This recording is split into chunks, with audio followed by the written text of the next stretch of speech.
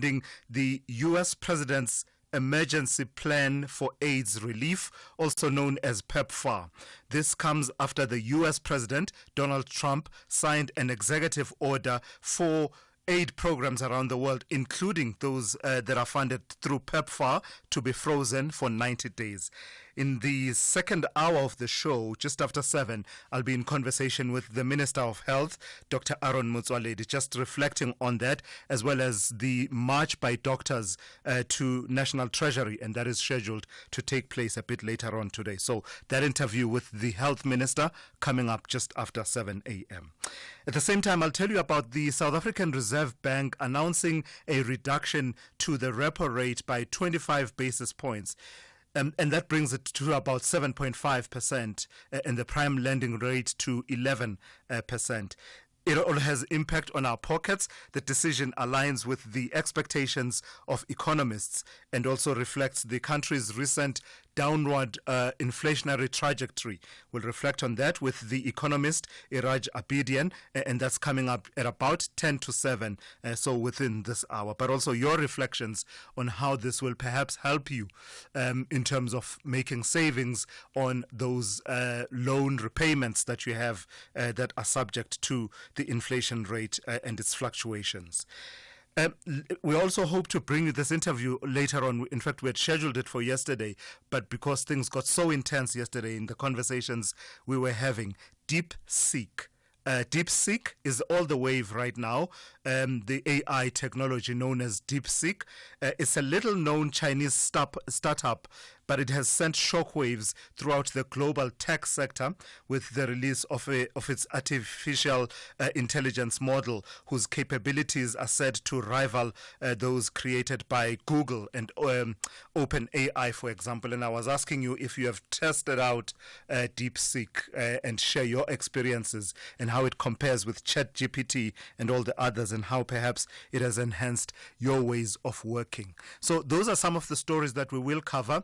Of course, that conversation about the DRC also still front and center, the fallout from the conflict in the Congo, South Africa's involvement therein, as well as the harsh words that have been exchanged. So we will have some analysis on that. But I just wanted to prick your brain a little bit about the concerns around PEPFAR, which obviously is quite significant in its contribution to the fight against HIV and AIDS, funding, a lot of work across 27 districts in South Africa, a lot of non-governmental organizations that are involved in some of the work around treatment, but also just generally work around HIV and AIDS, as well as research and the likes, prevention of new infections and the like. So there's great concern about it. But in the midst of that, I've heard some commentary.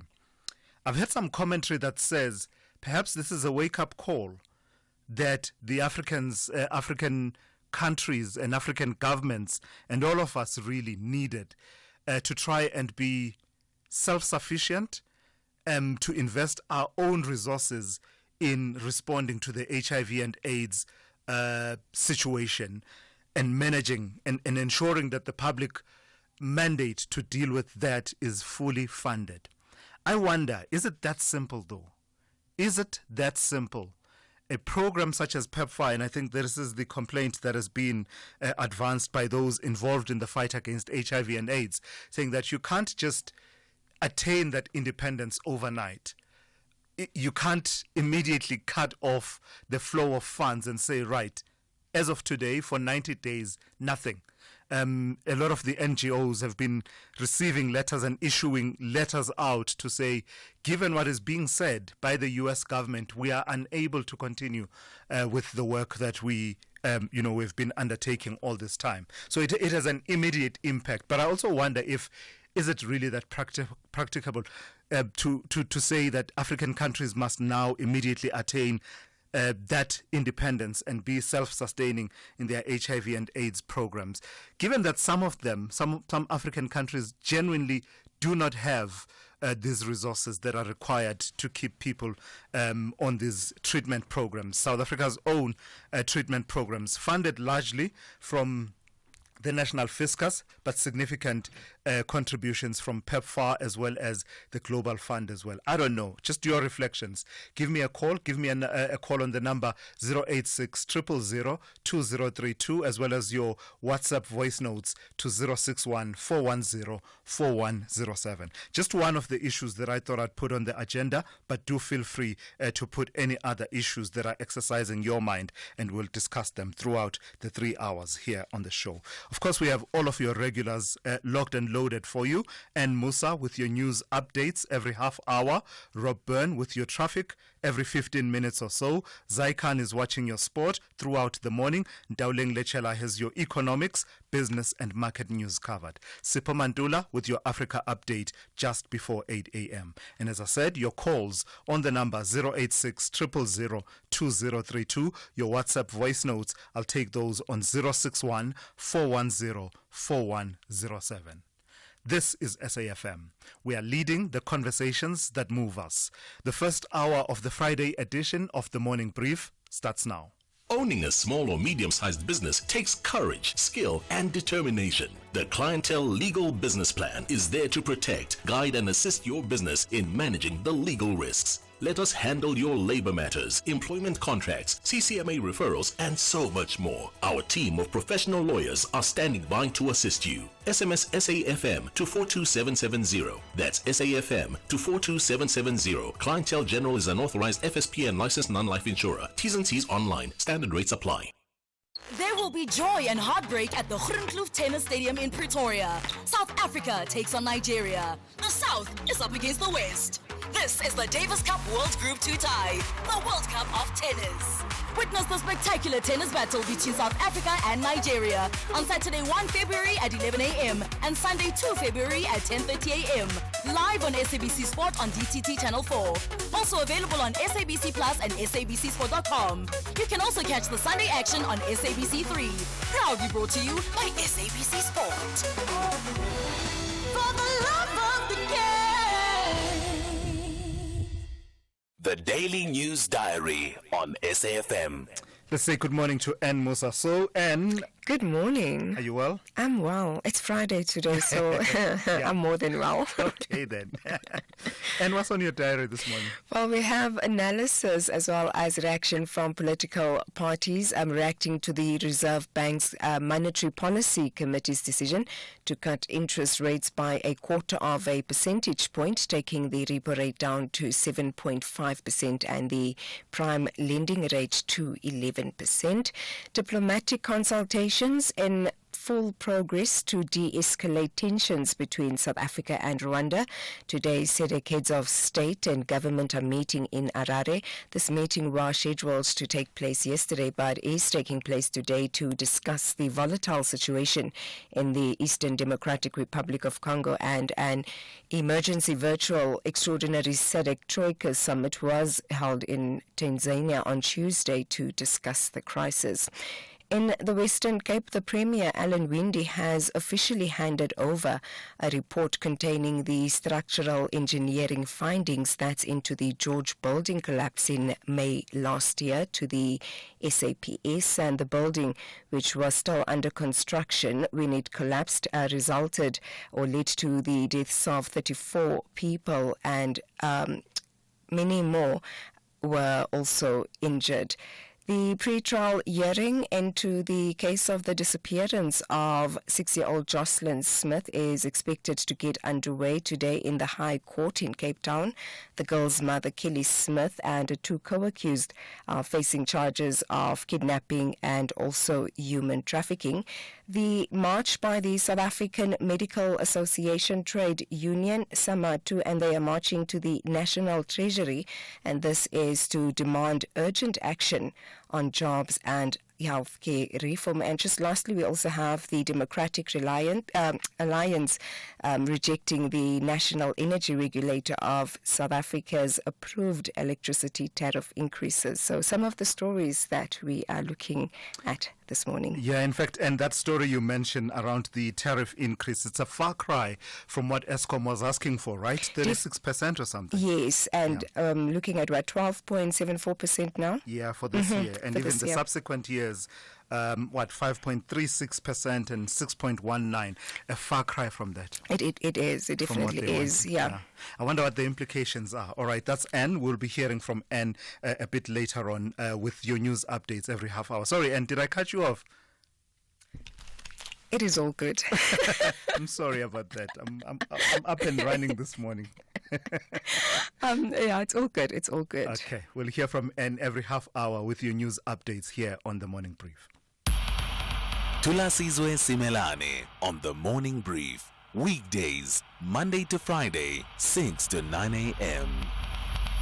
Yeah, I'd also like your reflections on that decision by the National Energy Regulator of South Africa, NERSA, basically granting Eskom a 12.74% tariff increase, which is meant for implementation from the 1st of April. As I was saying to Anne, this is a far cry from the 36% tariff increase that Eskom was asking for. But it's still an increase, right? It's still a very significant increase. And this is a difficult conversation because you and I are having an affordability conversation. Eskom is having a cost of production conversation. So they're basically saying the tariffs need to reflect how much it costs them to produce the electricity in a changing environment, including the track record of having kept load shedding at bay for more than 300 days now. So all of that costs money, and Eskom would want to recover that. Share your reflections on that as well, if you don't mind. All right, let me tell you what the weather is looking like today. There's only one impact-based warning that the South African Weather Service feels you should be aware of. It's a yellow level 2 warning. It says severe thunderstorms leading to damaging winds, hail, localized flooding in informal and informal settlements, and damage to infrastructure and property over most parts of the interior of KwaZulu-Natal, Mpumalanga Escarpment, and the northeastern parts of the Eastern Cape. The rest of your weather looks like this. Pretoria will be partly cloudy with isolated afternoon thunder showers with a minimum of 21 and a maximum of 35. Johannesburg, partly cloudy with isolated afternoon thunder showers, 19 to 33. Mbombela, partly cloudy with scattered afternoon thunder showers, 19 to 34. Polokwane will be partly cloudy with isolated afternoon thunder showers, 19 to 34. Mahikeng will be fine, becoming partly cloudy by the afternoon, 23 to 34. Bloemfontein will be fine, becoming partly cloudy by the afternoon, 21 to 35. Kimberley will be fine, becoming partly cloudy by the afternoon, 24 to 37. Cape Town will be cloudy with isolated light showers and rain by early morning, becoming fine from the afternoon, with a minimum of 16 and a maximum of 24. George will be partly cloudy with evening isolated light rain and showers, with a minimum of 19 and a maximum of 24. Gqeberha will be partly cloudy, 17 to 24. East London will be partly cloudy, becoming cloudy with isolated showers and rain, 22 to 25. Durban will be partly cloudy, becoming cloudy in the afternoon with scattered showers and thunder showers, 23 to 31. Richards Bay will be partly cloudy with isolated showers and thunder showers, 24 to 35. And finally, Pietermaritzburg will be partly cloudy, becoming cloudy with scattered showers and thunder showers, 18 to 33. Hey, want to check your TV license balance conveniently? Look no further. Our SMS service allows you to do just that. By sending a message containing your ID or TV license number to 44210, you can quickly access your balance without needing multiple inquiries or waiting on hold. Plus, standard SMS rates apply. Take advantage of this efficient method to stay informed and streamline your payment process today. T's and C's apply. So why should I use We Buy Cars if I want to sell my vehicle? Because We Buy Cars buys cars. But will I get the right price? Of course, We Buy Cars buys thousands of vehicles and knows exactly what every vehicle is worth. Their buyers deliver exceptional service and pay you immediately. And how do I know what they'll pay for my vehicle? It's easy. Visit webuycars.co.za or use the We Buy Cars app. Follow the simple steps and voila, you'll get a fantastic price for your car. We Buy Cars. Quick, easy, the best. Worldview Update, bringing you closer to international or global news. 22 minutes after 6, let's turn our attention to this story developing over the last 24 hours. More than 60 people are believed to have been killed after an American Airlines plane collided with an Army helicopter near the District of Columbia in the United States yesterday. American Airlines says that 60 passengers and 4 crew members were on board the jet traveling from Kansas to the United States capital. The Black Hawk helicopter was reportedly on a training flight which was carrying 3 soldiers who were flying from Virginia. Let's bring into the conversation Guy Leach, who is an aviation analyst. Good morning to you, Guy, and thank you for your time. So it's a collision between a Bombardier CRJ 700, I believe it is, and a Black Hawk helicopter. What are the odds of this occurring, especially in a navigation space highly regulated and controlled, such as the skies above Washington? Yeah, I love what you've just said. Good morning, everybody. But in fact, the odds are actually surprisingly large. Normally, of course, the odds would have been very remote indeed, because the chances of 2 aircraft coming together in a space of sky are very remote indeed. Actually, just some of your older listeners may remember that we had a similar accident about, 40, 50 years ago, 45 years ago, directly overhead, what was then called Voortrekker Hoogte, when a military aircraft collided, or 2 military aircraft collided overhead, just southwest of Pretoria. That was a really unusual and rare occasion, but this one in America is very different. The odds have been absolutely huge, because the odds for it happening have been absolutely huge, because what they had was a route for the military helicopters to fly low level down the river. That was getting into their base, which is just opposite the Reagan Airport. So they would normally fly at about 100 feet. And then, of course, the airliner, which was coming from Wichita, Kansas, was going to land on one runway, what we would call 01. And then it was given a visual diversion to runway 3C, which meant that it was flying visually. It wasn't under full control. The pilots were then looking out where to go and guiding themselves with their eyes, as were in fact the helicopter pilots. So although it was supposedly controlled airspace, it wasn't. The pilots were actually expecting to look out to see and be seen. And that's where the whole system fell apart here. And the audio recordings from the control tower, the air traffic control, the audio has been released, and it talks to what you just said, that shortly before the crash, the air traffic controllers were asking the helicopter through its call sign whether it can see the passenger jet. Absolutely. When you fly around wherever, actually, there are 2 sets of rules.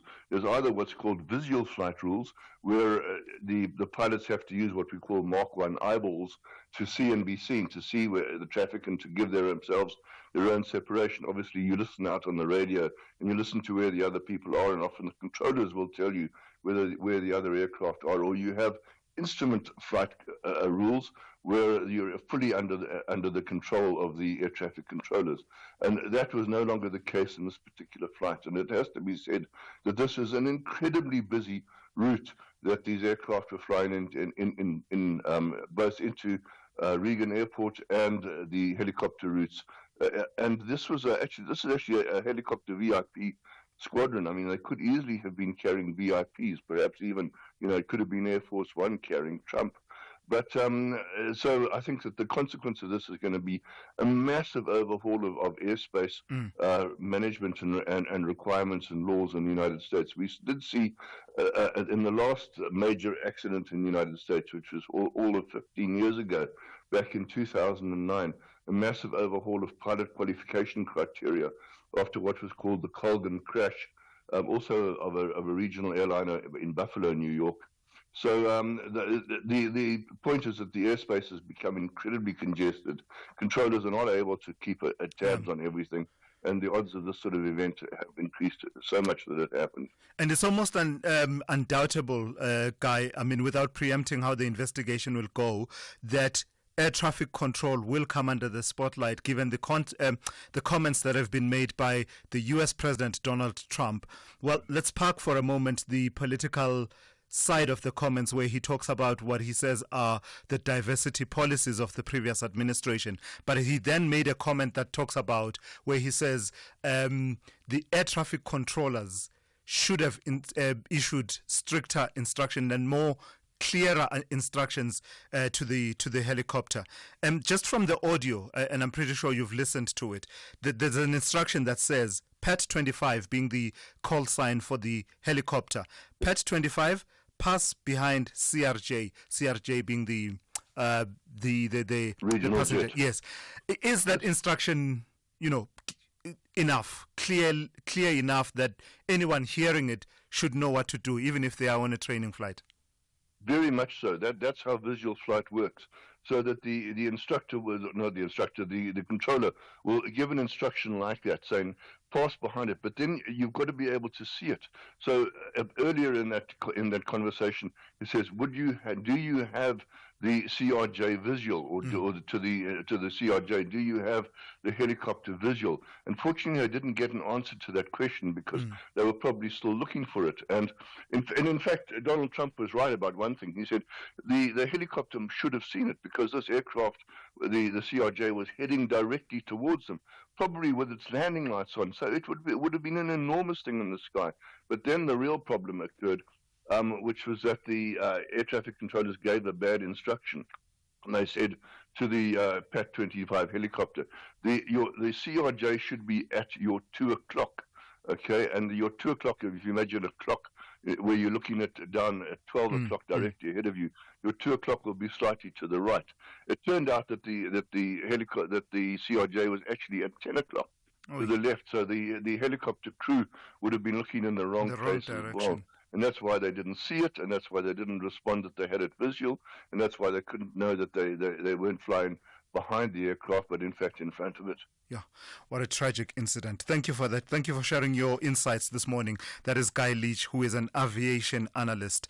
Bringing the time to 6:30, let's check in with Ann Musa with the latest news headlines. Good morning. Thanks to us. In the headlines, SADC will today convene an extraordinary meeting in Harare, Zimbabwe, to discuss the crisis in the Eastern Democratic Republic of Congo. Political parties in parliament have welcomed the Reserve Bank's reduction of the repo rate by another 25 basis points. The prime lending rate is now down to 11%. And Parliament says it's pinning its hopes on the Communications Minister, Soli Malatsi, to come up with a funding model for the SABC. I'll have details on these and other stories at 7. SAFM, guiding you through the rush hour traffic. Good morning. Just been a crash on the busy Mopani Highway driving into Pretoria. It's just at Theo Martin, so traffic coming out of Shoshinguve starting to backlog into that pretty quickly. Durban, overnight roadworks are lingering on the M4 at Jacobs. There's some slow-moving traffic on the way to the city centre. And that broken-down vehicle that we told you about between Cliffdale and Hammersdale already starting to back traffic significantly, heading up Cliffdale in towards that scene through the roadworks. Cape Town's M7, very heavy this morning, coming out of Mitchell's Plain. There's some roadworks up by the R300. The M7 is backed up from Westridge. A lot of traffic ducking out of that and causing a secondary clog up on the parallel Velta-Frierden Road, which is heavy as you head through towards the Philippi area. Rob Byrne, SAFM Traffic. This is SAFM Sport with Zai Khan. One sleep and the Battle of Soweto will be on. Woohoo! I can tell you what, there's going to be more punches thrown. It'll be buzzing with excitement. It is. It always is. Yeah. It's such a vibe, and I think everyone wants the bragging rights, but I think it's only one team that can go through and get those bragging rights. Unless they share the spoils, which they do quite frequently. Yes, and those last-minute winners. Anyway, let's see who's stepping up for the Soweto Derby this weekend. The battle lines drawn, Orlando Pirates and Kaizer Chiefs facing off in a clash that could shake up the Betway Premiership title. And that's the race as well. The Buccaneers are gunning for the top, while Chiefs are desperate for redemption after last season's struggles. Key matchups include Pirates' young sensation Relebohile Mofokeng taking on defensive workhorse Rui Frosler, and while Chiefs' new Uruguayan signing Gaston Sereno looking to impress in his first Soweto derby, all happening at FNB Stadium tomorrow, 3:30 is the kickoff, and you can catch it live on SABC Sport. Meanwhile, Kaizer Chiefs, they've suffered a huge blow ahead of the derby with confirmation that their exciting and emerging attacker Wandile Duba has been ruled out with injury. Duba, who has been one of the standout performers for Amakhosi this season, was stretchered off the field in last weekend's 4-0 Nedbank Cup last 32 win over Minnows free agents at FNB. Duba scored 4 goals and contributed 1 assist in 14 matches in the league this season, and the in-form winger or striker was certainly going to add value to the Amakhosi attack tomorrow. Elsewhere, Manchester United finished third in the Europa League group phase after Alejandro Garnacho and Amad Diallo's introductions inspired a 2-0 win at Steaua Bucharest. United will advance directly to the last 16 and will face one of Real Sociedad, Galatasaray, AZ Alkmaar or Midtjylland on the 6th of March as well as the 13th of March. Another match saw Spurs. They secured their side's place in the Europa League last 16. 3-0 was their win over Elfsborg at the Tottenham Hotspur Stadium. The win secured 4th spot, meaning Tottenham avoid the playoffs and will look forward to a round of 16 tie against one of Union Saint-Gilloise, AZ Alkmaar, Real Sociedad or Olympiacos. Rangers were 2-1 winners in their final league phase game against Union Saint-Gilloise, helping them secure place in the Europa League's top 8.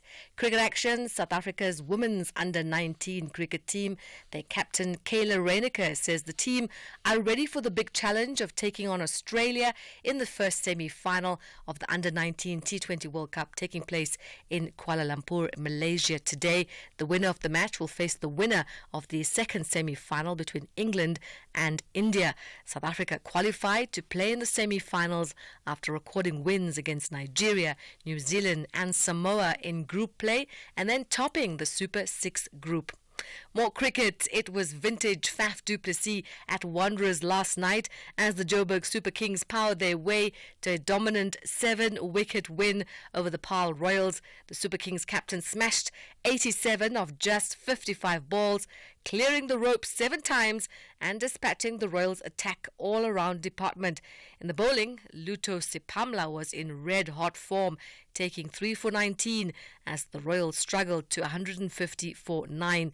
Dinesh Karthik fought a lone battle with a 53-run knock, but it wasn't enough.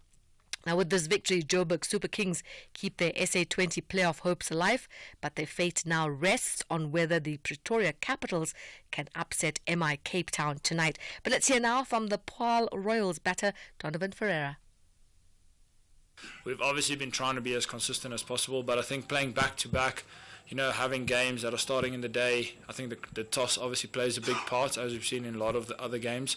If you're batting first, it's quite tough. But, no excuses. We haven't been good enough. But we've been putting a lot of emphasis on actually making this our fortress, and we've actually played very good cricket over here at the Wanderers. For us, it's just about to focus on the last group stage game and then qualify, and then anything can happen in the playoffs. We play 3 good games and we win the tournament. And finally, golf. Daniel van Tonda had a bogey-free 10 under par 62 to lead the first round of the My Golf Life Open hosted by Peakenwood. His nearest challengers on 8 under par are Luke Brown, Nikhil Rama, Jason Rutz and Peter Karmas, who all added to a day of low scoring. Karmas in particular holed out with his second on the par 4 ninth to join the chasing group. That's a wrap of the Morning Brief Sport. There'll be more top of the hour. I'm Sai Khan. The Business Update on SAFM. With the first update of the morning, let's say good morning to Ndauling Lechela. So Ndauling, there's tough competition that the clothing retail group H&M is facing, and that is weighing on them. That's right, Sulas, and morning to you. Now, the Swedish fast fashion retailer H&M reported disappointing fourth quarter sales, citing a late Black Friday as a contributing factor. Black Friday sales took place on the 29th of November and were not fully included in the quarter to end November period. Now, sales for the quarter came in at $5.6 billion, a 3% increase in local currencies, but below analysts' expectations. Despite the weaker quarterly performance, H&M reported a 4% sales increase in December and January, indicating a somewhat stronger start to the new fiscal year. Now, company CEO Daniel Erver attributed the positive sales development to investments in marketing, improved product presentation, and effective cost control. But analysts noted that H&M still faces challenges in expanding sales, particularly in the face of competition from low-cost online fashion retailer like Shein. And so analysts say the company needs to do more to turn its performance around. And here's a company that used to, gets quite a bit of flack about how they lost market share and everything, but it continues to operate and trade. Nokia, tell me about Nokia's quarter four earnings. You're saying that they've topped market expectations, have they? Yes, Thulas. And the Finnish company that was once known for as a phone manufacturer has transformed into more of a telcos company providing network equipment. Now, in the fourth quarter, the group reported stronger than expected profit and sales, driven by increased demand for telcos equipment from mobile operators in the US and India. Now, net sales rose 10% to 5.9 billion euros, surpassing analyst estimates of 5.7 billion euros. The company's network infrastructure business saw a significant 17% increase in sales, and this due to a strong recovery in demand for communication service providers, particularly in the US. The company's CEO, Pekka Landmark, expressed optimism about the company's prospects, stating that improving market trends are expected to continue this year. And so Nokia has forecast a full-year profit of between 1.9 billion to 2.4 billion euros, with Landmark citing the company's ability to capitalize on growing demand for telcos equipment. The company's success is also attributed to its strategic acquisition of Infinera, a deal worth $2.3 billion that will allow Nokia to tap into the growing data center market. The acquisition is expected to close by the end of the first quarter, earlier than initially anticipated, giving Nokia a bit of exposure to that AI sector. Give us our first roundup of the markets for the morning, please, Ntauling. So starting off in Wall Street, Thulas, U.S. markets closing yesterday's session in the green, with markets digesting economic data and earnings reports. The S&P 500 leading the gains over there, up over 0.5%. That optimism also being seen in local markets, with the JSE ending another trading session in the green. The All Share gaining over 0.4%, boosted by a near 1.7% jump in the Resources 10 complex. The rand, in the meantime, range-bound, trading around the 18.50 mark to the dollar, and this despite a rate cut from the SARB yesterday. And then moving over to Asia, stocks were a mixed bag as investors grappled with the prospect of trade tariffs under U.S. President Donald Trump, who threatened to impose steep tariffs on the BRICS bloc again. All right, thank you for that. That's Ntauling Lechela. Look out for her second update that's coming up for you just after 7:30 here on the Morning Brief. During Ford Blue Sky offers, you can get a new Ford Territory Ambiente from just $6,199 per month, including our optional service plan. 10% deposit, primeless 5.25%, 40% residual. Visit your trusted Ford dealer today for Blue Sky offers, where our Ford Family Guarantee comes standard. Limited time offer while stocks last. T&Cs apply. Get back to the grind with Buco, where every journey begins. We're a trusted partner who's there with you every step of the way. From sand to sandware, basins to bricks, and paint to PPE, we provide the tools and support to make your vision a reality. We believe every measured cut and carefully placed nail leads to more than a building. It's about trust, safety, and the assurance that no matter the challenges, it will all come together. Find your nearest store on buco.co.za. Begin with Buco. Buco. Call Thulasizwe now, 086 000 2032. Right, let me take a quick call from Thula in Johannesburg. Good morning to you, Thula. You want to talk to me about Donald Trump and his position on the African continent? Yes, Thula, kunjani? Ngiyaphila kunjani? Angikhona Kotwala. Yeah, what I'm trying to say is Africa has to wake up. Yes, there's no way you can be making programs depending on what your neighbor is going to give you. You know, we can't go on and making programs this and that depending on what America will do. America is it's another country. We are another country.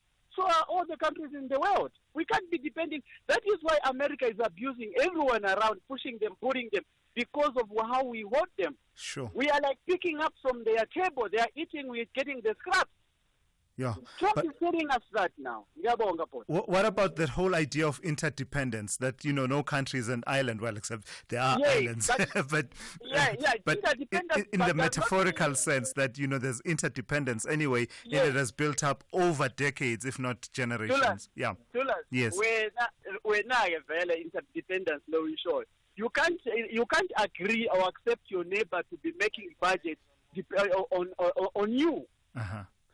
Even if there are things that you can say, yes, my neighbor, we can build this wall fence because it will protect both of us. Not to go to ingani yami ifuna ukuthenga iPhone uneighbor uzokhipha imali. No, man. Gotcha. All right, Thula, thank you for that this morning. I suppose the comparison with your child wants to buy an iPhone and therefore the neighbor must then pay. It's a bit different though, Thula, because we're not seeking to buy an iPhone. These are basics that are needed. But anyway, I get the point that you are making. Let me take a voice note on Eskom and the decisions around the tariffs.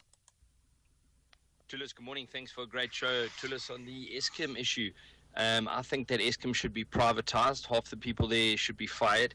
It's an incompetent organization. What business in the world fails, lets the whole country down, then gets a chance to stay in business and put their prices up when it suits them, and they're so bad at collecting that half the people don't pay, and the people that pay should pay extra? That just doesn't work. That's a communist mindset. It's a communist structure. Eskom should be privatized. South Africa will be on the up. Brad Marisburg. Brad, thank you for that. It's a bit of a harsh assessment on Eskom, I would say, because for starters, the issue of collection from customers mostly resides with municipalities. So therefore, Eskom sells to municipalities and then they must collect. There are Eskom direct customers, and I suppose we could talk to the picture of collections there. And they will argue back and say, well, you've seen what we've done. We've turned the situation around. Every business, well, many businesses will go through a turbulent period, and the ability to then turn it around perhaps is one factor that they would say mitigates against your assessment. But also, lastly, let me mention that the tariff decision coincided with the announcement of Eskom having made a profit of 16 billion rand for the first 6 months of the 2024-2025 financial year. I'm just pushing back and just giving you what the counter argument would be. Speaking of that then, let me bring into the conversation Professor Vali Padayachi, a power and energy expert who is also a former executive manager of Eskom and a former senior executive of City Power. Good morning to you, Prof, and thank you once again for your time this morning. So Eskom wanted a 36% tariff increase. NERSA, having heard South Africans making submissions, decided that for this financial year, 12.74% is what they would get. Is this the best that could be done under the circumstances, given Eskom's interest in their sustainability and South Africans' interest in affordability? Good morning to us, to you and your listeners. And I hope you can hear me clearly. I can, loud and clear, yes. In Australia, yes. To us, when you say the best can be done, I've always said this, that for this time around, I would have hated to be in the shoes of the regulator because in the interest of time, they've got a, in terms of the mandate and law, they've got a significant balancing act to do. So in terms of that balancing act, and as was alluded to at the press meeting yesterday, they tried to come up with the best that will satisfy the different stakeholders. But depending on where you sit within the stakeholders, this pronouncement, you would react differently. So, but just as an opening remark, as an experienced person in this sector, I'm always intrigued that for many years now, with an agreed methodology, NYPD methodology, we every year have a situation where ESCOM puts up a high application, the regulator comes back and reduces it significantly. So for this time around, I personally was very, very surprised at the quantum that was issued to ESCOM. In other words, I think it was a bit low. I thought, given the circumstances, it'll be a bit more. But having said that, ESCOM has got 12.75. But if you are, so ESCOM would be disappointed because they applied for 36. The consumer, there will be mixed reactions there because this is 4 times the average inflation. Inflation is about 4%, so 3, something to 4%. So it's about 3 to 4 times the inflation. So although thank God they didn't get 36%, they got 12%, but that's 4 times inflation. Business will be the same, and but then I think there needs to be a different regulatory methodology because at the end of the day, ESCOM, and I would argue Munich, and also Munich will be happy because they don't have that 43% now. But at the end of the day, both ESCOM and the Munichs don't have the cost-reflective tariffs. We've now gone to, by Nelson own admission, to affordability. And for too long, the affordability has been lower than the cost-reflective, and this is going to put a lot more pressure on ESCOM to be sustainable. Prof, is there another way? Because when you talk about the cost-reflective tariff, that's what ESCOM is crying about. That's been their consistent cry over this period and throughout this process. Is there another pathway that would lead us to cost-reflective, revenue, other than this path of tariffs? Because, as you say, they always come up with a request for a high tariff increase, and the regulator always cuts them down to usually half of what they asked for, and I think in this case, less than half. Yes, in fact, what needs to happen, and I've said this a number of times in media interviews of recent, there has to be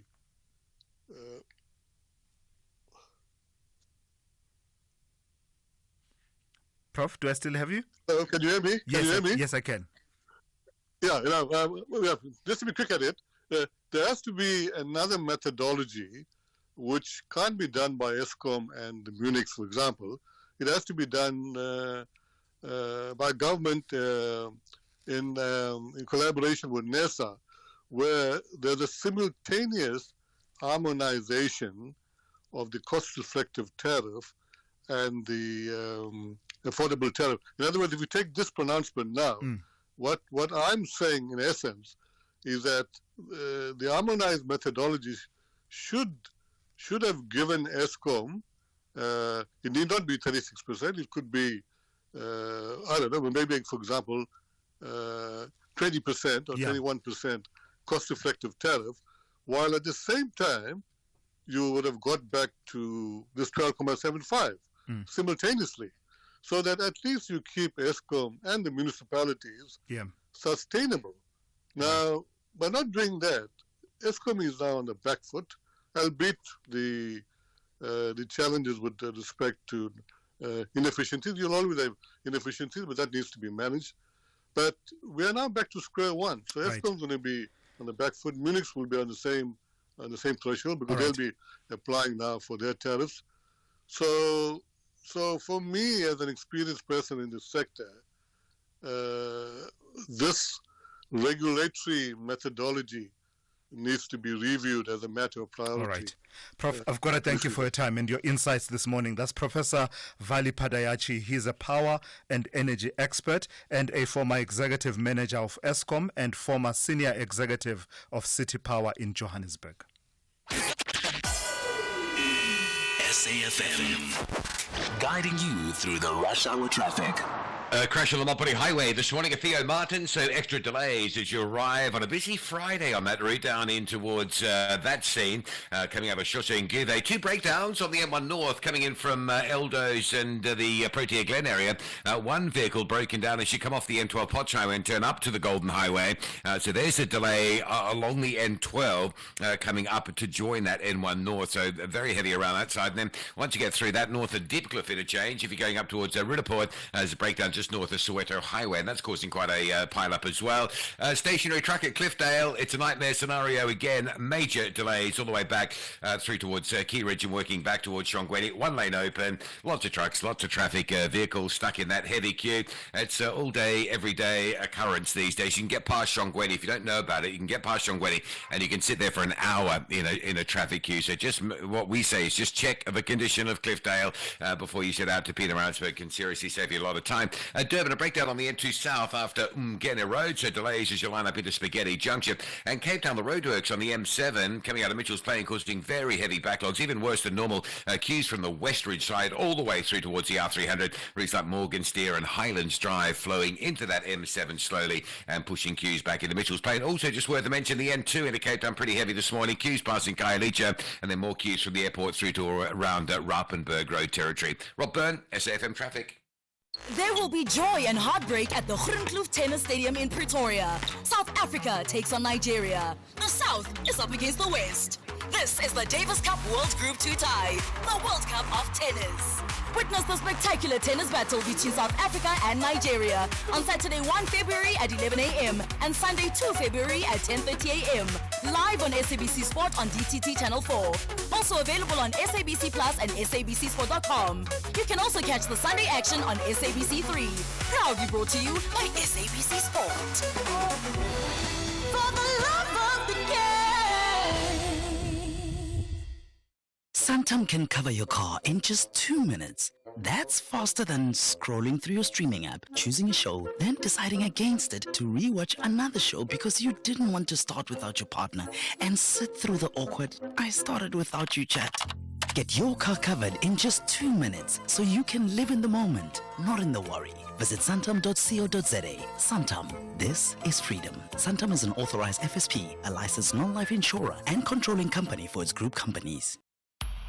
SAFM values your views. Be an active citizen.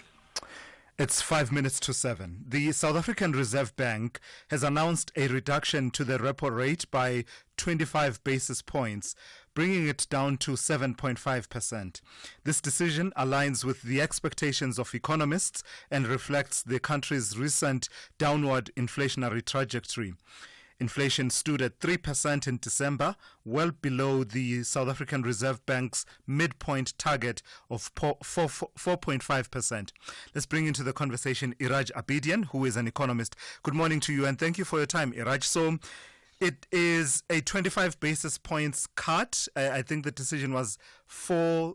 The split was in terms of the members of the Monetary Policy Committee, 4 favoring a cut and 2 favoring a hold. Just give me a sense of the context, given what's been happening with other central banks around the world, the Fed deciding to hold, but it seems we have a different view in terms of our expectations around inflation. Good morning, Thulasizwe. Good to speaking with you, and good morning to our listeners. I think the context is at the moment, because of the Trump arrival on the scene, there is a split amongst the central bank. Federal Reserve of the United States decided to hold the rates because they don't know what's going to happen to the trade war and all of that. And the Europeans, on the other hand, are going down. Around the globe, central bankers take different views depending on the extent to which they hold the view that Trump is going to change or start a trade war and push up the cost of trade, reduce growth, etc., etc. And in that, they want to be prudent as opposed to more either optimistic or realistic. In terms of our Reserve Bank, its policy has always been to look at data, and based on data, our our inflation, as you mentioned, is at 3%, which is not at the midpoint, is right at the bottom end of the bracket. Therefore, technically, they could have, and in my view, should have been a little bit bolder to go for 50 basis points. Of course, the governor was at pain to point out that we have two risks. One is the risk of trade war, as I mentioned, but the other one, which is far more consequential for us, and it's not a new thing, it's an old, boring, and painful announcement that every time the governor makes or MPC refers to, and that is the fact that internally we have not dealt with our policy reforms. You just mentioned about ESCOM. Reserve Bank is giving away 25 basis points, which the economy desperately needs, not just consumers, but also investors. On the other hand, ESCOM takes it for the reasons that we know, for good and bad reasons, 4 times that. This is absolutely unbelievable. Municipalities keep raising it at their rates and taxes at or 3 to 4 times the inflation rate. So those are not the things that monetary policy can deal with, but monetary policy is concerned and constrained by those lack of structural reforms.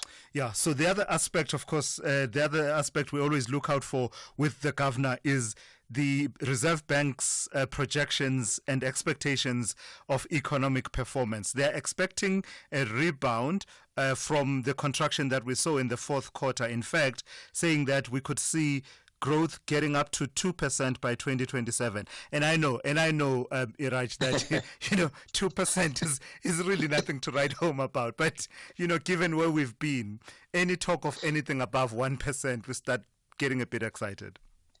But Thulasizwe, that is where the Reserve Bank keeps appealing in a diplomatic language to the cabinet to say, for God's sake and for the nation's sake, get your mind around turning the economy around. 2% in 2027 means we'll go another 2 years per capita income declining, poverty intensifying. But the cabinet doesn't seem to hear or listen or understand, or both, all of them. So this is really a very tragic announcement, exciting as it may sound, because from 0 or close to 0, we're going to 2%. But in terms of political economic trajectory over the future, medium-term future, it's a very, very sad announcement and a warning to the cabinet. All right. Thank you for your time and your insights this morning. That's Iraj Abedian, an economist and also the CEO of Pan-African Investments and Research Services. At 7 a.m., let's check in with N. Musa with the latest news. Outsurance will go out of their way to try and save you money on your car insurance. If they can't, ask for 500 Rand. SMS out to 30754. Now that's good news.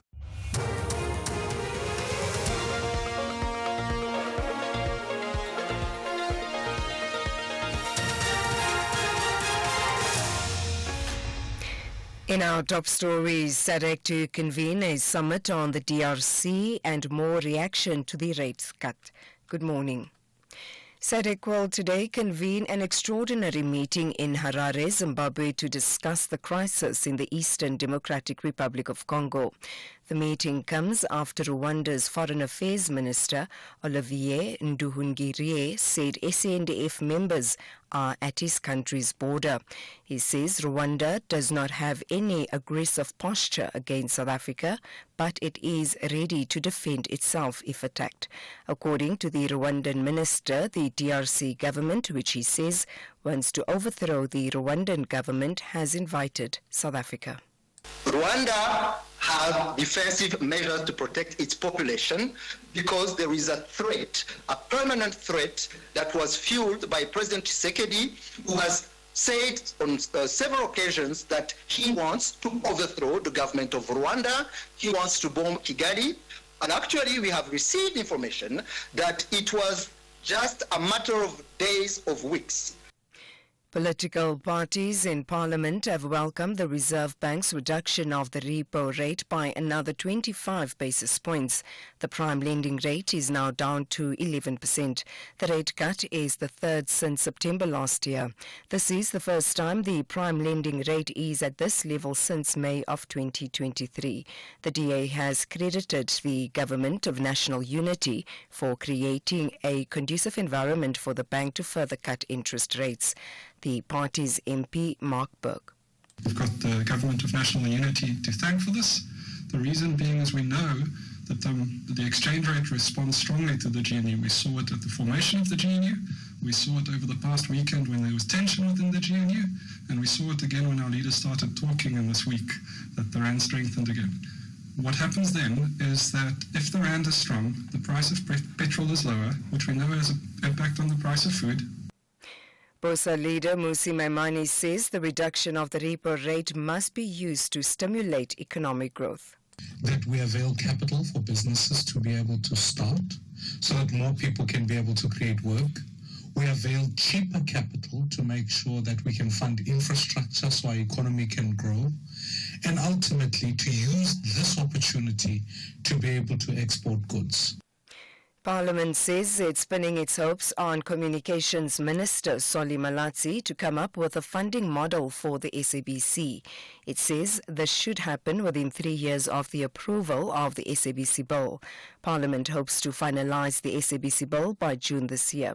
That's according to the chairperson of the Portfolio Committee on Communications and Digital Technologies, Sangoni Diko. She says one of the issues they are considering is asking MultiChoice to pay the SABC for its DSTV channel. In fact, the ECA Act says subscription TV, so like MultiChoice, must carry the SABC to ensure that there is a reach to all South Africans and you don't leave the SABC out. So they must carry.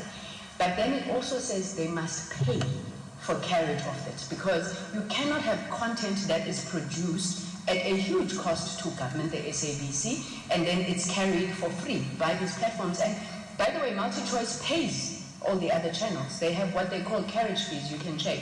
So they pay everybody else but the SABC. Parts of the CBD, Newtown, Jeppstown, Doringfontein and Melville in Johannesburg will experience water supply interruption from 6 o'clock this evening to 6 o'clock on Monday evening.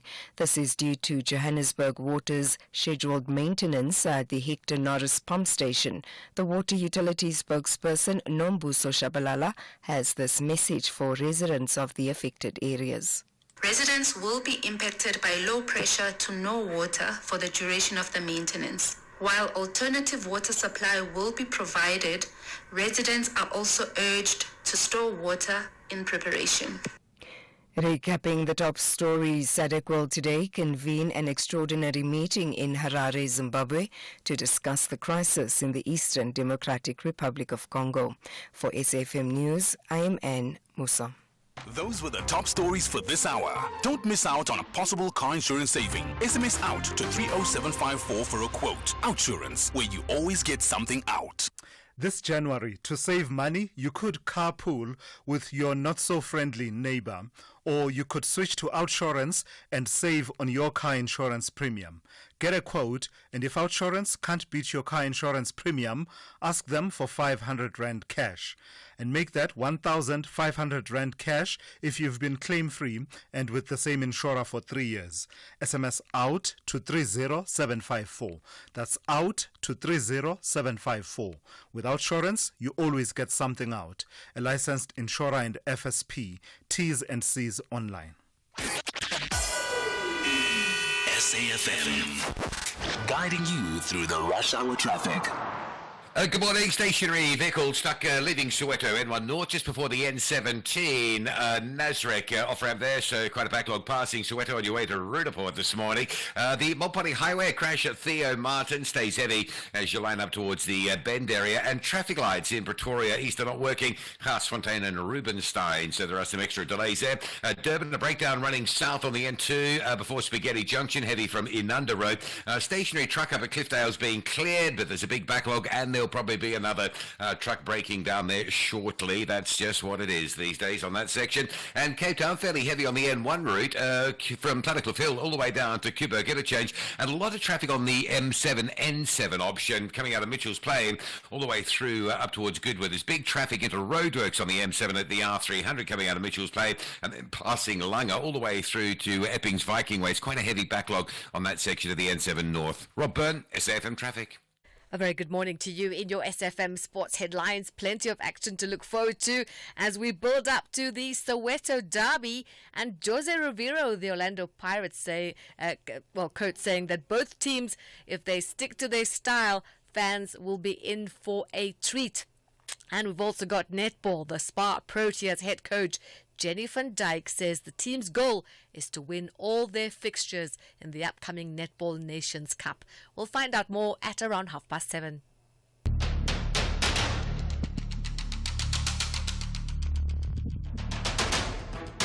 The Morning Brief with Thulasizwe Simelane. Weekdays, Monday to Friday, 6 to 9 a.m. The Morning Brief with Thulasizwe Simelane. Weekdays, Monday to Friday, 6 to 9 a.m. It's just gone 8 minutes after 7. We're into the second hour of the morning brief here on SAFM. It's good to be in your company. I'm Thulasizwe Simelane. Let me tell you what's coming up over this hour. Well, I'm looking forward to my conversation with the Health Minister, Aaron Motsoaledi. We'll be talking about government adding its voice to those who are concerned about the latest developments surrounding the U.S.'s President's Emergency Plan for AIDS Relief, known as PEPFAR. The ripple effects have echoed across the healthcare sector here in South Africa, with a lot of non-governmental organizations expressing their concern about the future of their operations, as well as the funding for our, hailed worldwide AIDS treatment, HIV/AIDS treatment program. So the minister will talk to me shortly about that and other issues.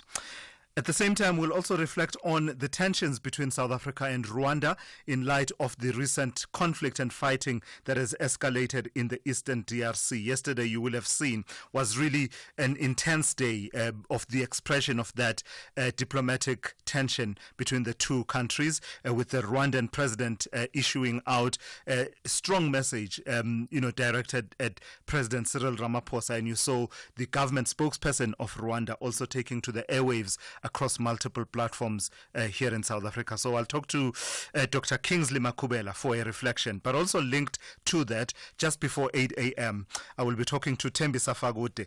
In the last few days, there's been this narrative that sort of sought to say, could Rwanda be a proxy of some other power? And in many instances, that power, some people identifying it as Israel. So we will tease out that idea and sort of reflect on the relationship between Rwanda and Israel and whether or not it matters at all in this situation that we are dealing with at the moment. So that's what's coming up over this hour, as well as all your regulars locked and loaded for you, and you are a big part of the conversation. Give me a call on the number 086 000 2032, as well as your WhatsApp voice notes on 061 410 4107. This is SAFM. We are leading the conversations that move us. The second hour of the Friday edition of the Morning Brief starts now.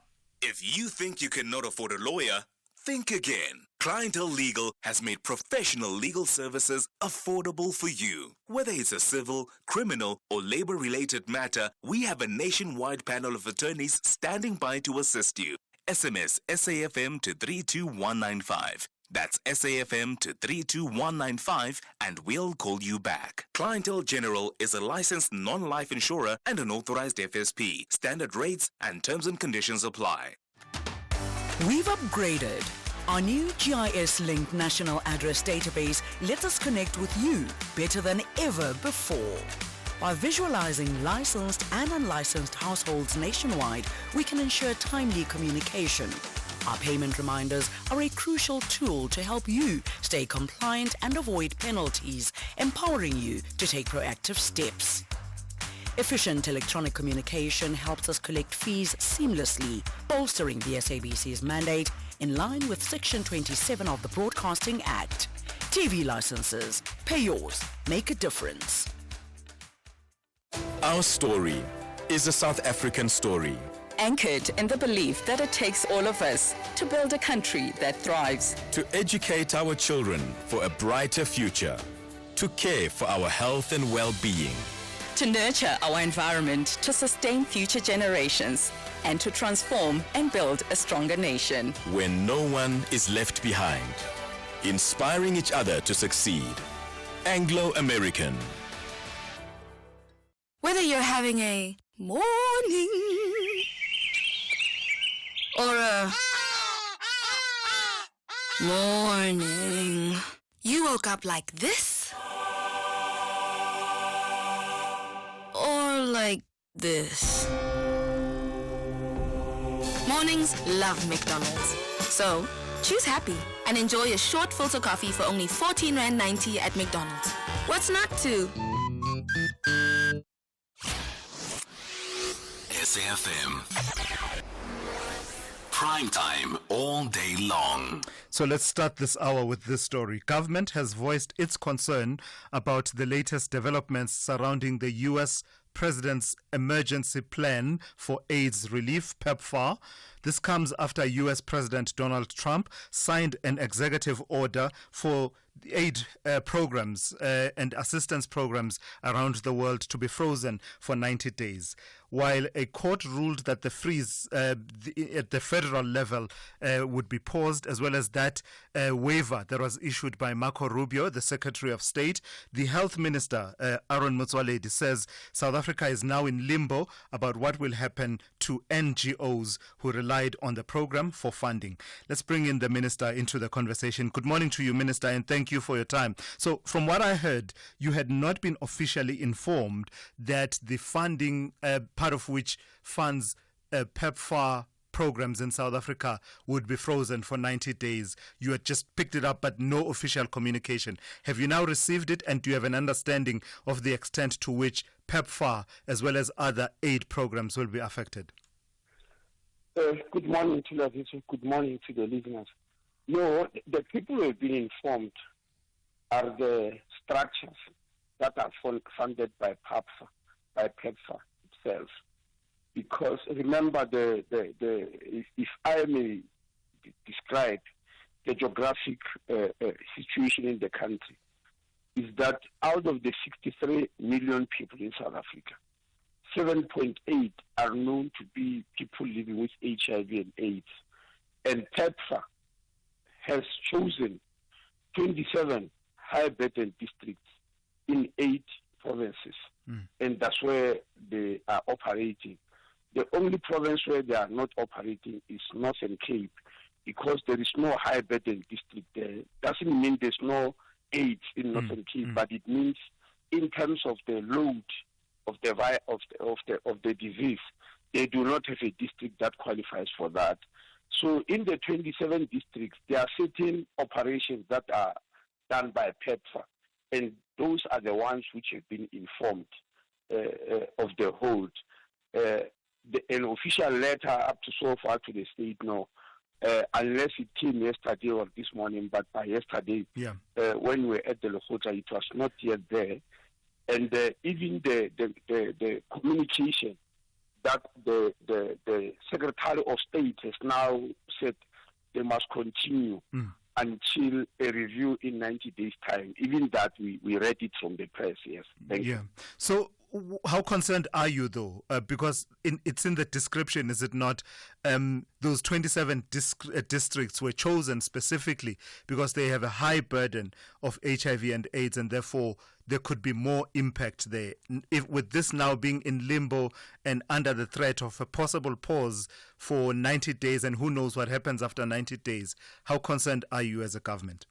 Well, maybe let me describe the situation. Maybe you can make up you can make up in your mind exactly how far it will affect us. In the 27 districts, the total staff members on the ground who are dealing and fighting the HIV, the total number is 271,606. And I want to correct Thulasizwe because there's a publication yesterday. When I quoted this number of 271,606, they said it's the number of people suffering from people living with HIV Yes. and AIDS. It's not. I want to correct again for those who might have seen that statement.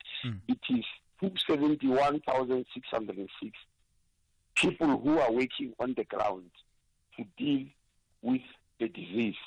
Out of that 271,606, 256,452 are paid from the government itself. That means our own fiscus is paying the salaries of those people. That leaves us with 15,154 who have been engaged by PEPFAR. That means it's 5.57% of the total staff who are engaged by PEPFAR in the 27 districts. Remember that the other districts we are not mentioning are totally funded by the South African government on its own. So we are not even mentioning the BA. We are talking about the 257. So if this whole issue it gets holded in 90 days' time, it will affect 5.5%, 5.55% of the total staff on 15,154 people. In terms of ARVs, South Africa is buying its own ARVs with the help of the Global Fund, not PEPFAR. In other words, we buy 90% of the ARVs of the 5.5 million people who are on ARVs, and PEPFAR is helping. Global Fund, not PEPFAR. Global Fund based in Geneva is paying for the remaining 10% of the ARVs. So obviously those ARVs, that means the buying of ARVs is not necessarily affected. What is affected are the salaries of the staff and their operational costs, because for these 15,154 people. But hang on, Minister, didn't you say that PEPFAR contributes some 7 to 8 billion rand to the costs of procuring the ARVs that we need? Procuring? No, as in, I recall the conversation you and I had a few months ago. You gave a breakdown of what we fund from the fiscus, what the Global Fund funds, as well as you gave a figure of 8 billion rand for PEPFAR. Well, let me explain it this way. The total amount of money used to fight HIV/AIDS in South Africa is 46.8 billion rand. Right. Out of that 46.8 billion rand, the South African government is responsible for 74 billion. Then the others are people who are on medical aid. That means who are privately funded. That is 2%, whereas South Africa's government is 74%. Then PEPFAR is 17%, and Global Fund is 7%. Okay. That's how it's broken down. Now, that 17% will constitute about 7 billion rand. Okay. That is the one that is funded by PEPFAR. But the rest will be by the South African government and Global Fund. So, Minister, I guess the bottom line, South Africans hearing this, do we have cause for concern to say, because, when we talk about HIV/AIDS treatment, we're talking about treatment that can't be stopped and started intermittently. Do we have cause for concern that we could be derailed? The progress that we have made in the fight against HIV and AIDS could be derailed? In the press conference on Wednesday, if you listen carefully, Thulasizwe, I didn't see you there. I'm sure. I addressed that issue and say one of our most important objectives in this whole saga is that no one who is on ARVs must stop treatment, because that will be devastating. It will be completely devastating for the individual and for the country. Because once you stop ARVs, if once you are on ARVs, if you stop taking them, then you develop resistance, massive resistance. Then it means when we have to treat you, we have to use more expensive drugs because you will have developed drug-resistant HIV. And if you have to transmit it to another person, you are transmitting a resistant strain. And if the resistant strain spreads in the country, we'll be in serious trouble. So that's why we'll do everything in our power. Even when we met with the provinces, the people who are in charge of HIV in the provinces, we're telling them that that should be our target. Meaning what? Because we are buying our own ARVs and Global Fund is helping with 10% of that, it means we have to have ARVs. And what our problem will be to get people who work on the ground and distribute those ARVs. But we'll try everything in our power to make sure that nobody holds treatment because of the devastating effects of such a scenario. Just on a related matter then, and finally, Minister, all your efforts will be undercut and undermined, as some would say, by this doctor employment crisis, the under-resourcing within our hospitals. As you and I speak, the various unions, COSATU and SAMATU, will be marching to the National Treasury. When will you put an end to this perpetual crisis of doctors not getting employment after they've done all the training, we've invested all the money in them, and they've done the community service, but the posts are just not there, and we are told that there are austerity measures that are affecting all of this? Well, Thulasizwe, there is absolutely nothing I can do without the National Treasury. In other words, it's a budgetary issue without the budget, and as you know, there have been budget cuts and austerity measures. I've already met with the Treasury 2 times on this issue. I've already met with SAMA. They told me to Treasury, and they were asking me if I can accompany them. I said I'm willing if they are given an appointment. They told me they've even made an appointment with the President. On our own in health, there is absolutely nothing we can do without that amount of money to us. So we need the funds, unfortunately. Sure. So, but the current situation is the funds are simply not there. Well, the current situation is that after presenting to Treasury, they said they will come back to us and see. Now, we don't know whether they will be waiting for the Minister of Finance when he reads the budget in about 2 weeks or so, in about 2 or 3 weeks' time or what, but at the moment, we keep on engaging them. And on our own as health, unfortunately, because we don't control the purse strings, unfortunately, there is not much we can do. But we have asked the province if maybe there's any way in which they could reprioritize.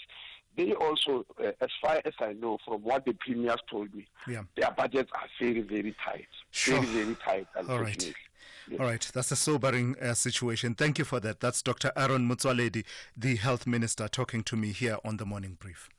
Ethical is what defines our business. I think our insurance does have integrity. They are not just there for the money, they're there to create a relationship. It's like a partner in business. It's the best thing we've ever done to switch over to our insurance. It's a no-brainer. Switch to Business Outsurance today and you could get a massive 20% discount on your business insurance premium. SMS quote to 43328. That's quote to 43328 to switch and save today. Licensed insurer and FSP. TCs and information online. The Toffees are well aware that only maximum points will help them out of the bottom half. Lewin, great feat, brilliance, absolutely superbly done. Calvert-Lewin for Everton. Meanwhile, the Foxes believe they are in dire need of victory to run away from trouble. It's Jordan Ayew, back in goal. Jordan Ayew has scored for Leicester City, and those Leicester fans are celebrating wildly. This is the Premier League. Experience the superb contest, Everton FC versus Leicester City FC, on Saturday 1 February at 4:30 p.m. live on SABC3. Also available at your fingertips on SABC Plus. Proudly brought to you by SABC Sport. For the love of the game.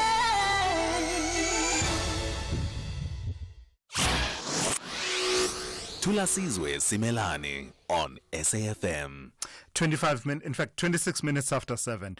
You will have seen yesterday the Rwandan President Paul Kagame accusing President Cyril Ramaphosa and his government of distorting the facts about the ongoing conflict in the eastern DRC. In a post sent out on Wednesday on X, Kagame said South Africa was misrepresenting itself as a peacemaker in the conflict. Let's bring into the conversation Dr. Kingsley Makubela, a conflict resolution expert as well as director at Risk Recon. Good morning to you, Doc, and thank you for your time. So it would seem to me that two aspects rubbed the government in Kigali up the wrong way. One, the use of the word militia by President Ramaphosa in reference to the Rwandan Defense Force. Two, Minister Angie Motsega's statement that said the president had warned that if Rwanda fires at our soldiers, then it's a declaration of war. That for me seems to have rubbed them up the wrong way. But I believe there's context to all of this about the relations between the two countries in relation to the situation in the DRC. Thulasizwe, good morning. You're quite correct. Those two issues were a bit unfortunate. I still want to believe that what Minister Motsega was saying was actually lost in the translation. I don't think that she really wanted to say the president has warned President Kagame. I think, this thing of translating issues from vernacular to English, sometimes you get lost in terms of the meaning. You could see that she was a bit nervous even as she was making this comment. So I think that was lost in translation. The question of categorizing the Rwandan Defense Forces militia, I think it was a big mistake. I think you could tell that statement had no quality control. I have other issues, having read that statement, and I'm a bit concerned in the manner in which they are communicated. So I think what we should learn about this as a country is that there must be better quality control, particularly in sensitive times.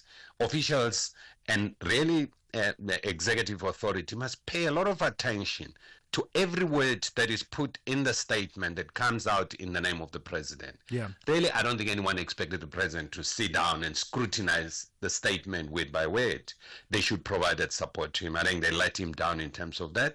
And I think it was unfortunate also. The words that were used by President Kagame shouldn't have to describe a fellow head of state, because at one stage they'll need to sit together and they'll need to rebuild this confidence between the two of them in managing the challenge in the Great Lakes particularly.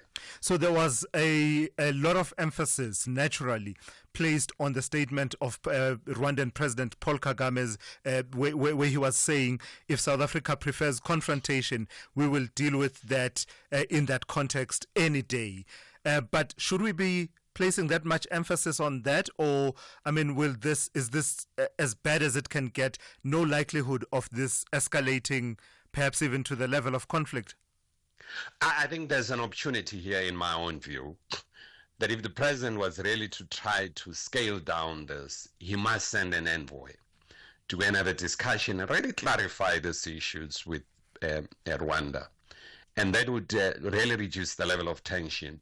With that strategic relationship with Uganda for many years, and with President Kagame himself. He used to visit the ANC camps in Uganda. There's been a wonderful relationship. We trained here in South Africa some of their Air Force pilots and so on. Really, you can't now and see how South Africa and Rwanda will confront each other in the battlefield. It's unforeseeable. I really don't think that would happen. I think there's still a lot of leverage that could be used to salvage what remains of the relations. Yeah. Of course, they've been strained. And of course, they are nationalistic that are starting to emerge around the public, the social media, advocating for war, advocating for retaliation. But I think it's a good thing that the president, South African president in this case, decided not to engage with this statement of President Kagame on the social media. And I hope the president is setting up some methods to really to go and start jump-starting the relations with Rwanda. Just from a diplomatic perspective and regional, complex, how difficult and complex does it make the situation that the DRC is part of SADC, but it's surrounded and it's in a neighborhood that is actually part of the East African community, and you are seeing those preferences? Clearly, the Rwandans would prefer the East African community, especially with peacekeeping, whereas DRC is looking more to the south with Southern Africa. Thulasizwe, the DRC is also part of the East African community, and that's why there are parallel processes. The SADC is meeting now. The East African community has been having meetings precisely on the same issue. And my fear is that both regional bodies may come up with different interpretation of what's going on, and as a result, provide wrong remedy for that or contradictory remedies for that would further complicate the issue. The best thing actually would have been for the two regional bodies to have some level of conversation about how do they put their synergies together to deal with this.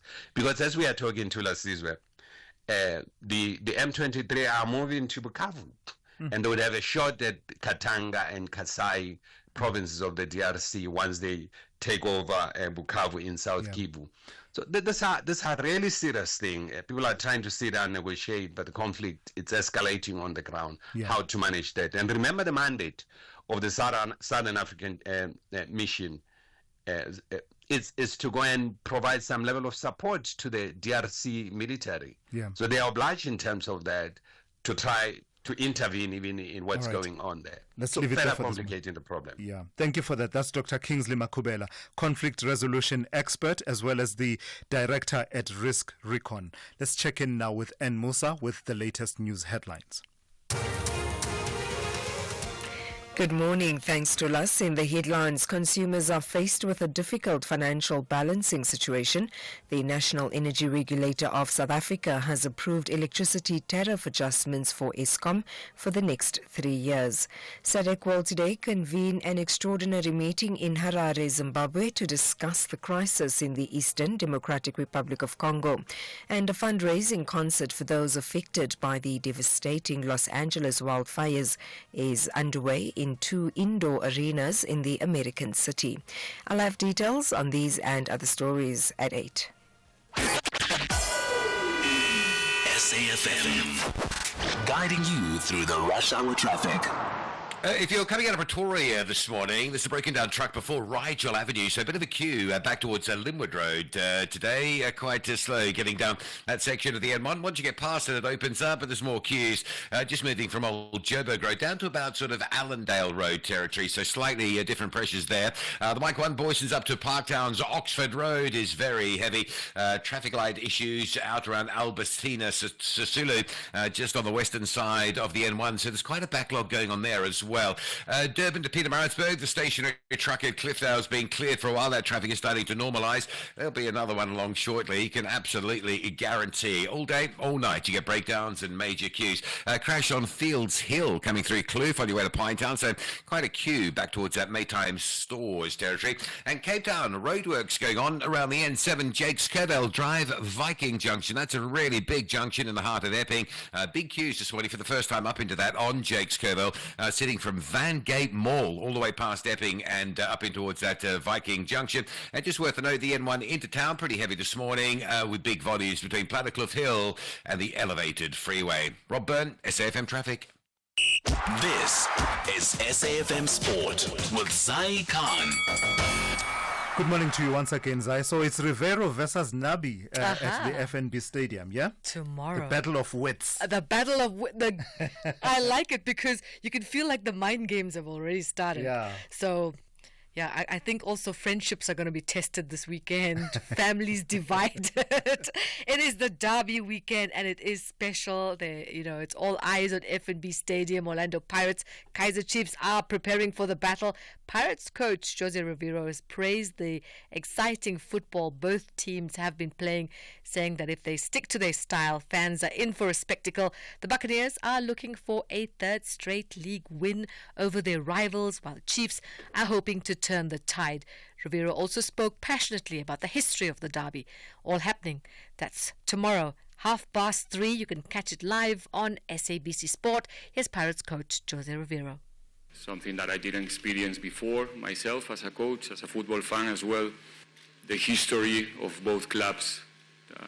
Once you know a little bit more about where Kaizer Chiefs coming from, the history about Pirates as well, it makes every time we have the opportunity to play, it doesn't matter if we are playing a cup game, league game, even if we are playing for a sandwich, it's going to be a special match, and this time it's not going to be different.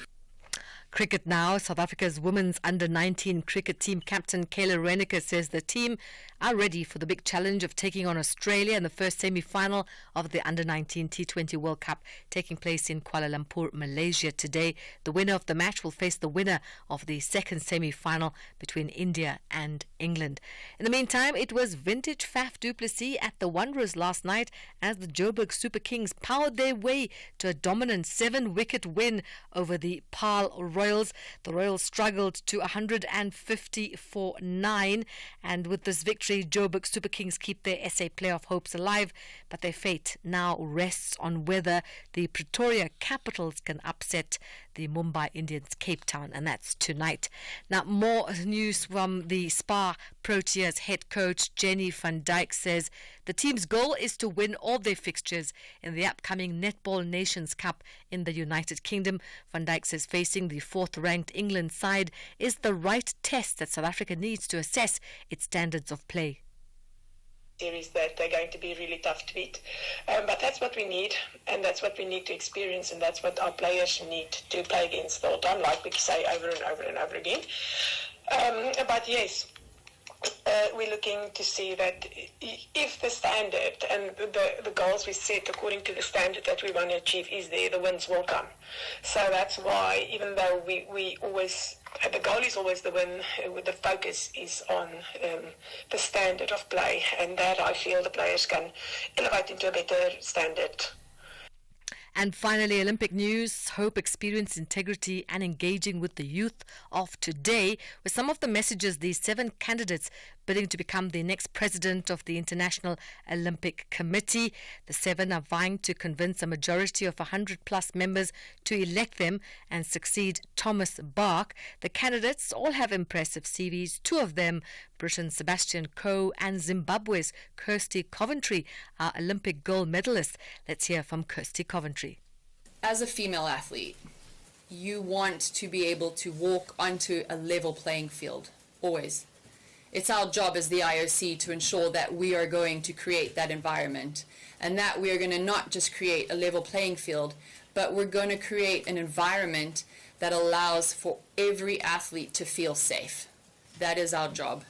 Along the road, we're going to learn lessons, and we're going to get stronger, and we're going to make better rules and regulations.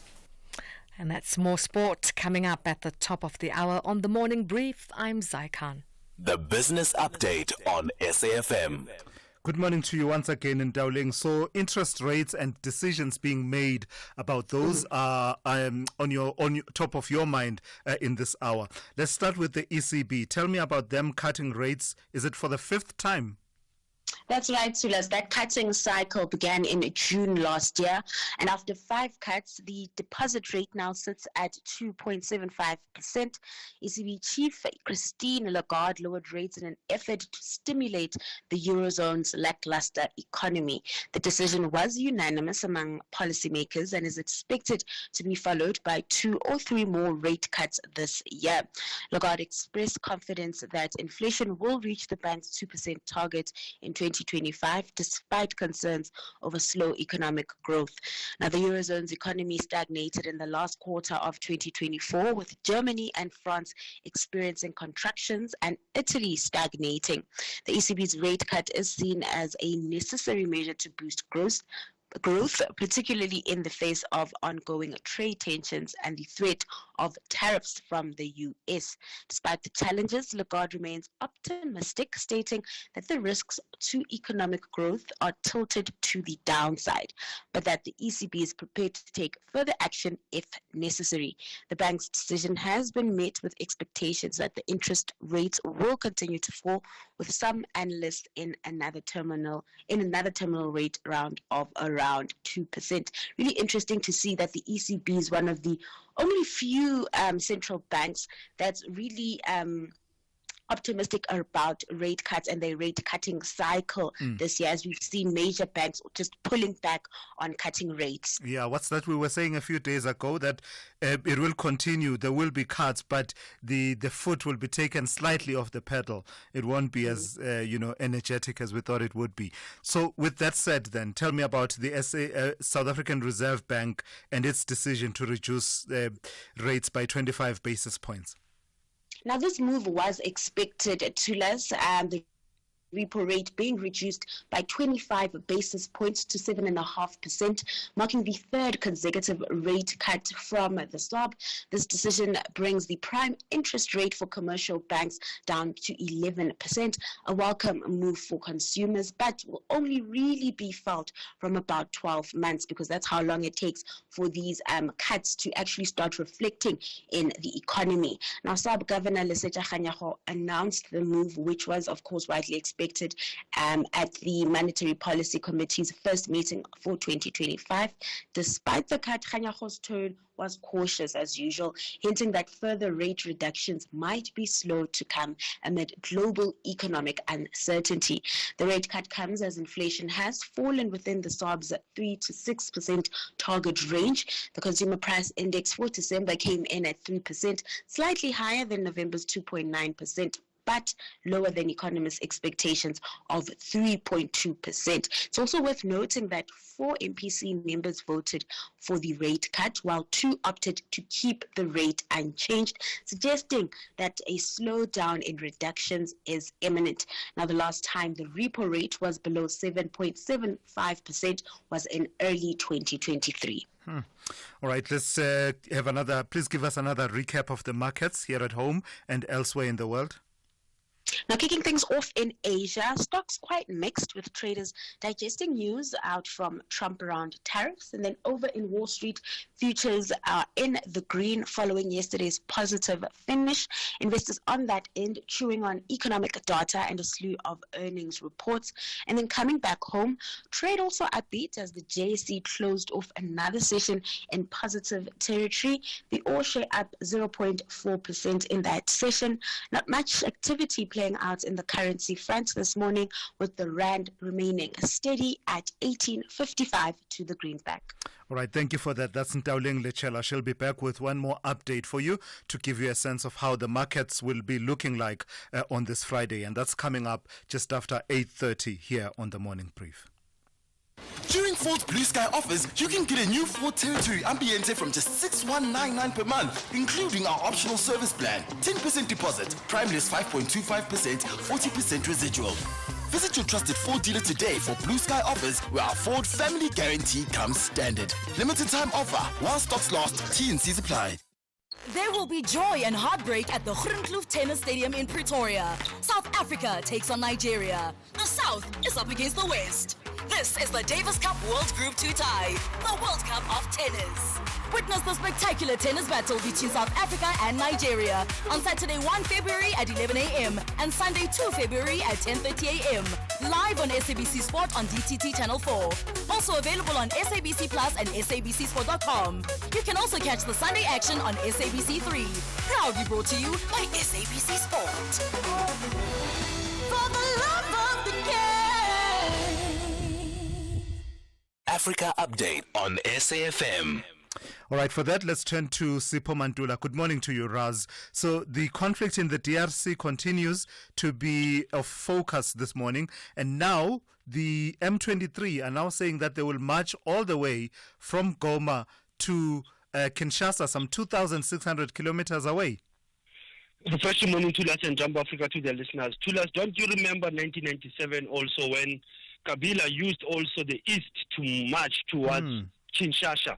But here what we are picking up, Cornelia Nanga, that I have already identified as the head of the rebel group now of M23. He says their ultimate aim is to topple Felix Tshisekedi's government. At the same time, Tshisekedi says his army is going to be mounting a vigorous military response and still raising that this is a Rwanda-backed M23 fighters. We know, Thulas, that there are unconfirmed reports of saying that this group is moving towards the South Kivu now, which is Bukavu, and this is the second biggest city, in the Mineral East. The SADC meeting, Thulas, we do expect them to can maybe share the notes with the East Africa community to say how do we now handle this current crisis. The issue of us and Rwanda also, it needs another parallel session that has to be engaged in terms of dealing with the diplomatic spat that has went on the social media, and also to ease the tensions between the two countries to us. And that's how, when we are looking at the current conflict of the DRC, we must say that this weekend it must also be back to engagement by both SADC as well as East Africa community. Yeah, a reset of sorts. Sipho, usually observer missions issue their final reports very soon after the elections have happened. Why is the EU mission that was observing the Mozambique election only issuing their final report now? I don't know as well, because I know in terms of the standards, it should be a month or two. Yeah. They took almost 3 months, but they have 18 recommendations. They gave the report to Chapo yesterday, and they have raised the key issues to us. They are saying several irregularities were there. There were some flaws, and that ultimately has an impact on what we call the integrity of the electoral process as well as the outcome. Now, as you know, Thulas, we are still waiting for the AU. We are still waiting for the SADC reports, because these reports, you don't just take them and gather them into a shelf, Thulas. You use them on your upcoming electoral cycle, either in 2029 or 2030, as a build-up, as a member state. But the AU, as you know, Thulas, they were very critical on their observation when they were in Mozambique last year in October. What's that they say in West Africa? France Afrique, is it? that relationship that always needs analysis between France and what we call Francophone Africa. But in this case, we're talking about Chad and France. Chad severing its defense agreement with Paris. That's quite true. Paris now pushing their last military base in N'Djamena, the Kosi base, moving out, handing over their military base to Chad. As you know, Thulas, this has been a call coming from the Ministry of Foreign Affairs of Chad Defense, engaging with France, that we are ending ties. The issue it is that France had around 1,000 personnel in Chad, and we saw the wave that was in Mali, Niger, Burkina Faso, by also requesting the military forces of France to move out of their space. Despite that, Thulas, we still have challenges in the Sahel belt in terms of the jihadist forces, and that's how France has moved out of Chad, N'Djamena. And this is concerning, out of Uganda, another death from Ebola. For the first one, you say, since the outbreak in 2023. That's quite true, Thulas. And remember that when you track this Ebola virus or epidemic, since 2022 in Uganda, but 2023 declared over in early January. But 2 years later now, Uganda is facing this epidemic that is affecting their health workers. It's affecting ordinary people. 44 contacts so far, 30 health workers. That's how the Ministry of Uganda has been raising this. Thulas, we know this Ebola virus, 1976, others they say the biggest outbreaks were in South Sudan and DRC Congo. And hence we have a village that was named even Ebola River. That's how Africa has been going through this plight to that and this plague of Ebola. Lastly, Sipho, in your historical archives, you opted to pick out an event that actually occurred on the 1st of February. This was in 1974. Tell us about that. It's almost 51 years ago, Thulas. I thought, let me jump to the borders of Gaborone. Remember the son of the soil, Abraham Onkgopotse Ramotibitiro, who was assassinated, Thulas, through a bomb parcel. Remember, it was through his studies that he was receiving an application to study through UNISA, and there was a certain guy called Lawrence who handed him a parcel bomb. And Tiro, we know he was reburied in his village, Dinokana, Northwest Province, in 1998. Thulas. The matter went to the TRC as well, and there is a book written by one of his family members, The Parcel of Death of Onkgopotse. A very interesting, fascinating book that narrates the assassination of Onkgopotse Ramothibi Abraham Tiro. Thulas. We know many lectures have been done by Azapo, University of the TEF, but it's always important to can reflect on this young man who, one can say, was the first black South African to be killed in that manner, Thulas, in 1974. Asante Sana, Thulas, as well, leading the conversation, SFM, observing the Education Month and pledging their solidarity with the people of DRC. Sipho, thank you for that. That's Sipho Mantula there with your Africa update. Owning a small or medium-sized business takes courage, skill, and determination. The Clientele Legal Business Plan is there to protect, guide, and assist your business in managing the legal risks. Let us handle your labor matters, employment contracts, CCMA referrals, and so much more. Our team of professional lawyers are standing by to assist you. SMS SAFM to 42770. That's SAFM to 42770. Clientele General is an authorized FSP and licensed non-life insurer. T's and C's online. Standard rates apply. The Toffees are well aware that only maximum points will help them out of the bottom half. Lewin, great feet, brilliance, absolutely superbly done. Calvert-Lewin for Everton. Meanwhile, the Foxes believe they are in dire need of victory to run away from trouble. He's Jordan Ayew, back in goal. Jordan Ayew scored for Leicester City, and those Leicester fans are celebrating wildly. This is the Premier League. Experience the superb contest, Everton FC versus Leicester City FC, on Saturday 1 February at 4:30 p.m.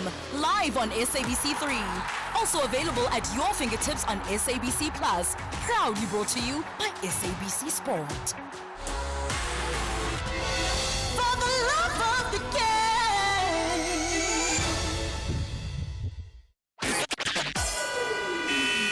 SAFM, guiding you through the rush hour traffic. Just a quick one. It's Soweto Derby Day tomorrow, as you've been hearing about in the show this morning. And Ria Vaya buses are running quite a special bus service in towards FNB, to and from before the game and obviously after the game. Traffic and parking is always a nightmare around FNB, particularly big events. And there's probably no bigger event at the stadium than a Soweto Derby. So just check out Ria Vaya on their social media pages and you'll get all the details. They're running buses from everywhere across Joburg, linking you into the sort of stadium feeders. So really, they're just going to ease your experience getting in and out of the stadium tomorrow. Pretoria N1 South breakdown that we've been talking about before Rigel, pushing a queue almost back as far as Stormful Road and looking pretty heavy. Durban, a crash on Fields Hill this morning, causing delays coming down through the Kloof area. The M4 Ruth First Highway, quite heavy. Blue Lagoon and Mshlanga, both directions backing up. Cliffdale is clear. We don't get to say that often. If you're on your way to Pietermaritzburg, you're getting a nice little gap in the traffic flow through there. Cape Town, bit of heartache around the Tableview Bloberg area this morning. Lights are down on the West Coast Road at Bloberg Road, Bloberg at Grey, and Bloberg down at Boyd Huda. So particularly that side, well, the West Coast Road junction at Bayside's heavy, and then trying to get out of Tableview down towards the refinery side's pretty bad as well. And roadworks are underway, reasonably long term. N7 Viking Way, right in the heart of Epping. The N7 for the first time this morning, driving up into that's a heavy queue that starts right back at Vangate Mall territory. Rob Byrne, SAFM Traffic. The Morning Brief with Thulasizwe Simelane. 7 minutes to 8. So in discussing the tension between Rwanda and South Africa that has escalated in the last, 48 hours or so, with the exchange of harsh words between President Paul Kagame of Rwanda and President Cyril Ramaphosa. In those discussions, you will have picked up a few people suggesting that there's something more to what we are seeing, and perhaps the suggestion that there's a hand at play, and perhaps we definitely picked up one or two calls that said Rwanda could possibly be a proxy of a certain state, and in particular the name of the state of Israel being mentioned. So we thought, let's tease it out and, hear where is this reasoning? Is there any foundation to any of that reasoning? Let's speak to Tembisa Fagute, who is Senior Research Fellow at Africa-Asia Dialogues. Good morning to you, Tembisa, and thank you for your time. So, I don't know, just give me your best take of this, because, it's hard to make heads or tails of it. But the relationship enjoyed by Rwanda and Israel, is it a factor at all in what we are seeing playing itself out in the DRC, and also with tensions with South Africa, given, of course, the relationship between South Africa and Israel? Well, we know now that, and that this has not been denied by the Rwandan officials, including the interview that was held yesterday with the foreign minister, that Rwanda is actually supporting M23. That's the first point. The second point, we also know that M23 is using very sophisticated arms, including them using some of the technology that has been identified to be used by the Israeli Defense Force and the American Special Forces. So that relationship and the advent of them using these recent arms that are used by both of these armies does suggest, and arguably so, that Rwanda is moving closer and closer towards Israel, and it is using the supplies that it receives from Israel to fund and support M23 as it continues to battle the DRC armed forces. And that speculation has not been helped, by, or perhaps has been, I don't know, could possibly be further fueled, I suggest, by the tweet that was put out by the Minister of Foreign Affairs in Israel, giving an account of the telephone call that they had with the Minister of Foreign Affairs in Rwanda, where they're saying that the situation in the Great Lakes and other issues of mutual concern were discussed. Yes, indeed. And, at the moment, everything is, of course, these are all hypotheses, because I don't think they'll ever be confirmed. But we can argue based on the facts on the ground and what we observe. And what we continue to observe is that Rwanda has had a number of bilaterals with Israel. There's been visits to Israel by senior officials from the government of Rwanda. So that relationship has matured over the years. But what makes me even more critical of what's happening is that, countries such as Israel have got an axe to grind with South Africa, and you might just be seeing Rwanda being used as a proxy to get back at South Africa for its position, particularly at ICJ. Sure. But what interests would Israel have in the Great Lakes? I hear the thread you just raised around perhaps the tension between South Africa and Rwanda, that perhaps there, something along the lines of what you're saying is something that you can possibly say. And I know I'm padding quite a lot. But in terms of any direct interests in the Great Lakes, does Israel have any? Well, of course. I mean, everybody is rushing to the DRC. There is a mineral race that's taking place there. Countries such as Belgium, France, United States, Rwanda itself is being used by many other countries outside of Africa to try and secure certain minerals for the booming business at the moment in the world. That is, there's not going to be an AI proliferation without the minerals that are currently in the DRC, including coltan and others. So it is arguable that what we're currently seeing at the moment is basically contestation amongst people with business interests in that country, and Israel is one of those countries. Israel is very involved in technology, is very involved in semiconductors and chip manufacture. Well, not chip manufacturing, but it uses a lot of those chips to further its own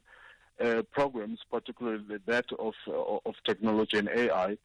So that is one interest. But the other interest, Israel has been very busy in eastern part of Africa, particularly in countries such as Uganda, Rwanda, and Kenya. We know, for example, that people such as William Ruto has uttered statements that purport to support the shenanigans that and the genocide that's currently taking place both in Gaza and in the West Bank, committed by Israel. We know that Yoweri Museveni is also quite friendly with the state of Israel, including Paul Kagame, and they are open, and it's no secret that they've signed a number of bilaterals in terms of them pursuing business and making sure that they promote and maintain a relationship with Israel. Amongst many African countries, those countries are in support of what Israel has been doing in the Middle East. And because of South Africa's position, I think Israel has identified a reason why they should be there, and they should continue with strengthening the ties with Rwanda.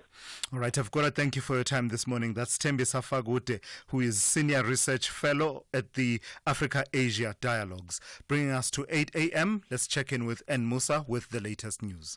Outsurance will go out of their way to try and save you money on your car insurance. If they can't, ask for 500 Rand. SMS out to 30754. Now that's good news.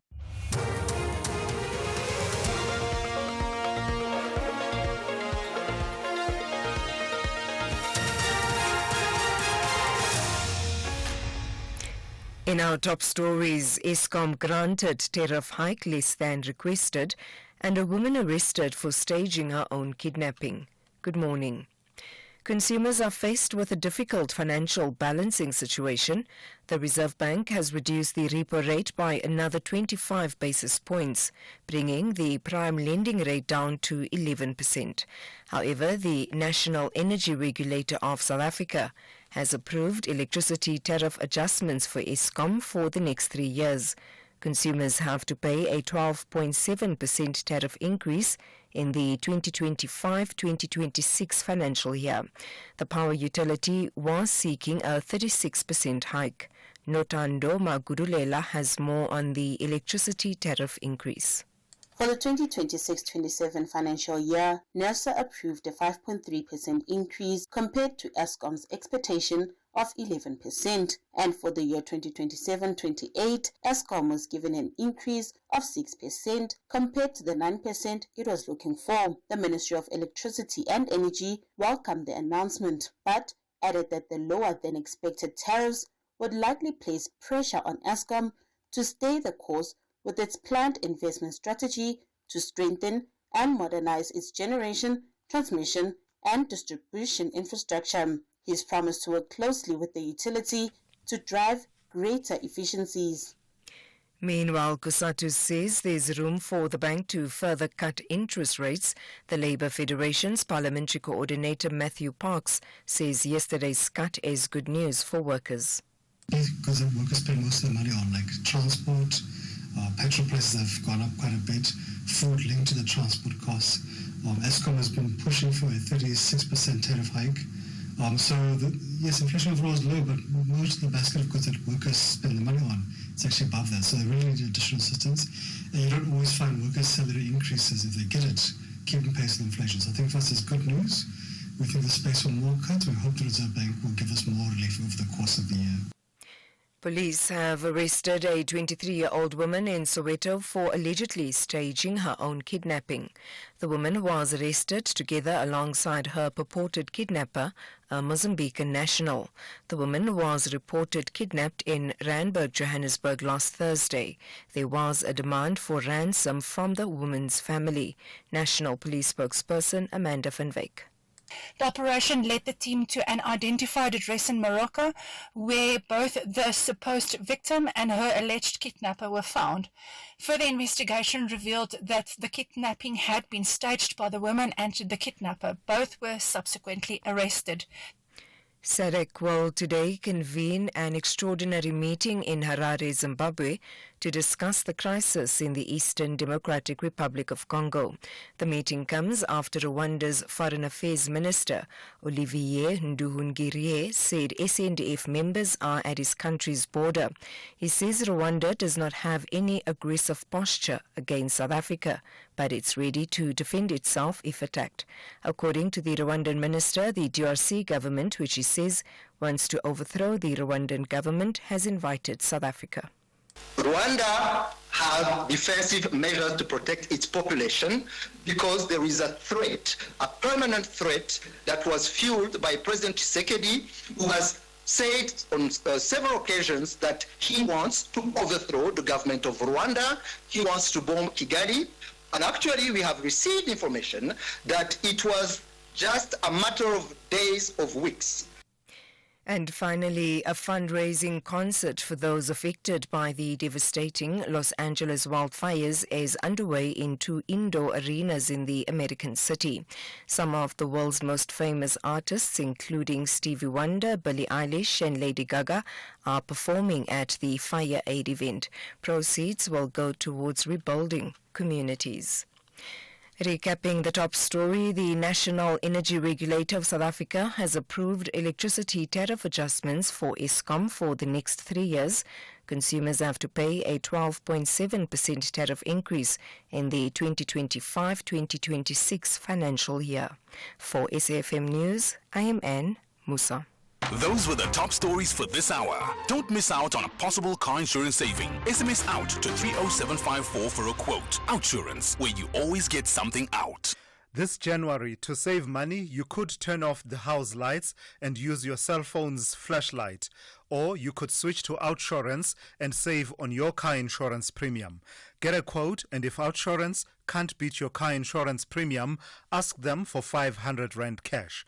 And make that 1,500 Rand cash if you've been claim-free and with the same insurer for 3 years.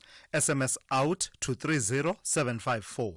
That's OUT to 30754.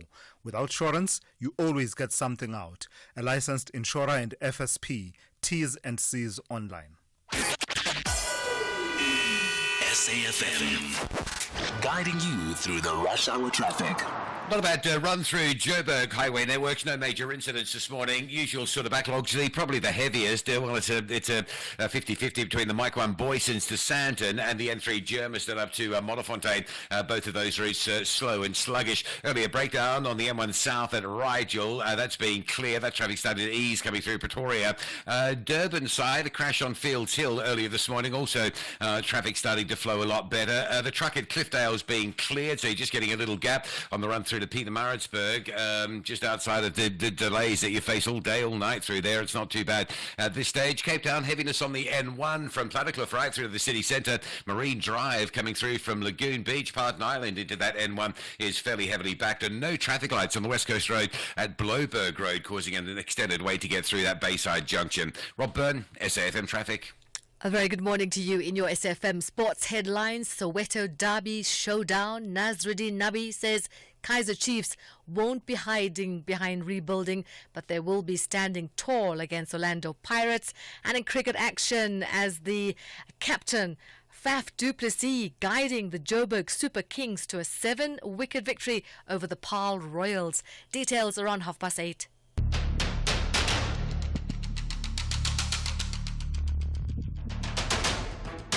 The Morning Brief with Thulasizwe Simelane. Weekdays, Monday to Friday, 6 to 9 a.m.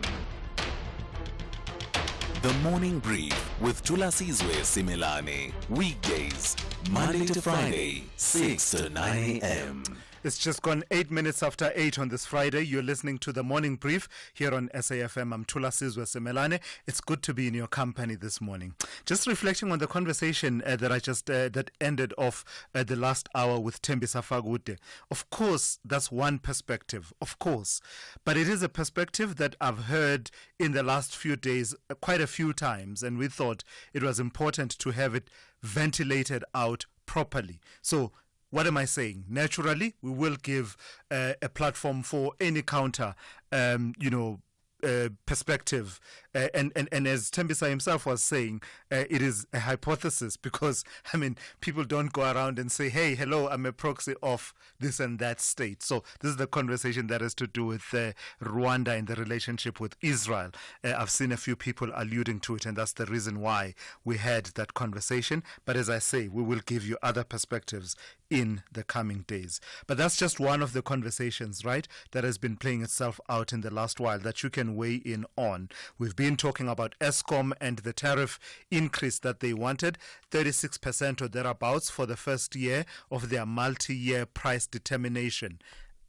So they got 12.7% is what was eventually approved by the National Energy Regulator of South Africa. I wanted your reflections on that. It's still an increase. It will still hit your pockets, but I suppose not as badly as it could have been had they been granted that 36%. As well as your any other issues, we've been talking a bit about the PEPFAR issue, the impact, and I spoke to the Minister of Health, Dr. Aaron Motsoaledi, in the second hour of the show, and he was giving the facts and figures. He was very factual and gave all the facts and figures of the expected impact of any freeze that may happen of PEPFAR funding into our HIV and AIDS response program. So those are some of the issues on the agenda. Feel free to add to those. The number to dial 086 000 2032, as well as your WhatsApp voice notes on 061 410 4107. This is SAFM. We are leading the conversations that move us. The third hour of the Friday edition of the Morning Brief starts now. If you think you cannot afford a lawyer, think again. Clientele Legal has made professional legal services affordable for you. Whether it's a civil, criminal, or labor-related matter, we have a nationwide panel of attorneys standing by to assist you. SMS SAFM to 32195. That's SAFM to 32195 and we'll call you back. Clientele General is a licensed non-life insurer and an authorized FSP. Standard rates and terms and conditions apply. There will be joy and heartbreak at the Groenkloof Tennis Stadium in Pretoria. South Africa takes on Nigeria. The South is up against the West. This is the Davis Cup World Group 2 tie, the World Cup of tennis. Witness the spectacular tennis battle between South Africa and Nigeria on Saturday 1 February at 11 a.m. and Sunday 2 February at 10:30 a.m. Live on SABC Sport on DTT Channel 4. Also available on SABC Plus and SABCSport.com. You can also catch the Sunday action on SABC 3. Proudly brought to you by SABC Sport. For the love of the game. Across South Africa, online and on radio. SAFM, let's talk. 12 minutes after 8, the following conversation is brought to you by Birchwood Hotel and OR Tambo Conference Center.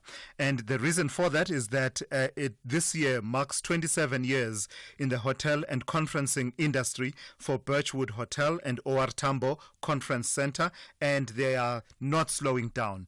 Let's speak to the sales manager at Birchwood Hotel and OR Tambo Conference Center, and that's Kabelo Ntebe. Also joining us is Njabulo Mabuza, who is sales director also at Birchwood Hotel and OR Tambo Conference Center. Good morning to you both. Kabelo, let me start with you. Just your reflections. 27 years in the hotel and conferencing industry for Birchwood. What does it mean for you? What differentiates you from other centers that offer a similar product? Good morning, Thulasizwe. Thank you so much for having me on your platform. It's a pleasure, and greetings to all the listeners as well. So obviously this is a big thing for us here at the Birchwood Hotel, and let me start with the question that you posed. What sets us, or what differentiates Birchwood from other venues in Johannesburg? What sets us apart is our people, in short. Credit must be given to our people, honestly, and I'm talking about every department: housekeeping, kitchen, operations, front office, maintenance, sales and marketing, coordinations, as well as reservations departments, because these departments all play a vital role in us delivering seamless and memorable experience to our valued clients. I mean, we can have all these wonderful facilities that we do have here, but without the service delivery, then it's all obviously in vain. And I just want to emphasize that our team just they go beyond just providing a venue. We anticipate the needs of the client. We solve problems proactively, and we ensure that every guest feels valued. And it's this commitment to service excellence that makes Birchwood more than just a conference venue. It actually makes people want to return to this place. Yeah, and I think either of you can take this, but Njabulo, let me pose this to you. You play in that space of the meetings, incentives, conferencing, and events. It's a lively part of our tourism value chain and economy. What does a venue like yours need to have that make it conducive for conferencing, productivity, but also the convenience of people who are seeking to do conferences and meetings in the way that I just described? Sure. Good morning to you, Thulasizwe, and all your beautiful listeners, and a special greeting to all the Amakosi listeners. You had to do that, didn't you? Had to get it out there. So, yeah, thanks for the question, and thanks for having us. I mean, you know, convenience is the biggest part in the space which we play in. You know, I think over the years, it's 27 years right now, we've positioned ourselves to be a place where convenience is key. I mean, we've got the capacity. We boast about over 60 conference venues with 665 accommodation rooms. I mean, not a lot of people can say that about a property. So I think our biggest is that, I mean, for meetings which we host, we're able to host any meeting from as little as 4 people to a maximum of 3,000 people. So if you talk of convenience, I mean, our location is just about 7 km from the airport. That's, I think, what sets us apart. But also echoing on the sales managers' comment now, you know, you can have a beautiful facility, you can have all the convenience you have, but without the people. So we're very proud of our people. We spend a lot of time and investment in training and making sure that every guest leaves those premises feeling at home. Yeah. So let me stick with you for a moment then, Jabulo. 27 years is a significant milestone. Tell me about what plans you have in place to mark the milestone, but also to ensure that you continue to perform at the levels at which you've been performing, if not better. Sure. I mean, you know, the biggest part which we always say at Birchwood is that, you know, we never like to get to a place of complacency. You know, we've got into 27 years, but it's always been hard work, always been reflecting, you know, listening to our customers. What do our customers need? What do the customers want? You know, what are the trends? What is it that we are adopting to get better? So part of the new things which we're doing, obviously we're going to do a big celebration, which will be announced in due course, you know, just to celebrate 27 years. It's a huge milestone. But from an infrastructure point of view, we are renovating about 120 of our 665 rooms, just to give them a bit of a facelift. You know, the property is 27 years old, so we are doing 120 of those rooms and giving them a nice renovation. We are renovating one of our biggest venues, a Terminal B, changing that into more of a lounge area where it's a little bit far from the reception. So we're doing an entire reception there with the lounge area, which there'll be music played. It's going to be a beautiful facility. We're changing it from what it was into more of a reception, but a very vibey one. Thulasizwe, you must come and enjoy it through the open. The number of times I've been there with delegates in red, especially in red t-shirts, singing at decisive conferences, especially of the labor movement. I'm very familiar with all the venues you are describing. Kabelo or Njabulo, either of you can take this, but let me pose it to you, Kabelo. Surely you can't leave our listeners out, right, in all of these celebrations. What plans do you have? What competitions do you have so that people can win a bit of money, man? Yes, definitely. So, well, our listeners firstly can find us on several platforms like Facebook, Instagram. We're also on WhatsApp, LinkedIn, TikTok, as well as YouTube. That's where we share a lot of the updates, a lot of the specials that we tend to offer here and there. So I just encourage all the listeners to stay connected so that you don't miss out on what's happening at the Birchwood Hotel. And also remember to follow the pages as well. It's important to stay connected so that you can be aware of these specials. So like and subscribe and also share our content. And you mentioned obviously a competition. We've actually got a very nice giveaway.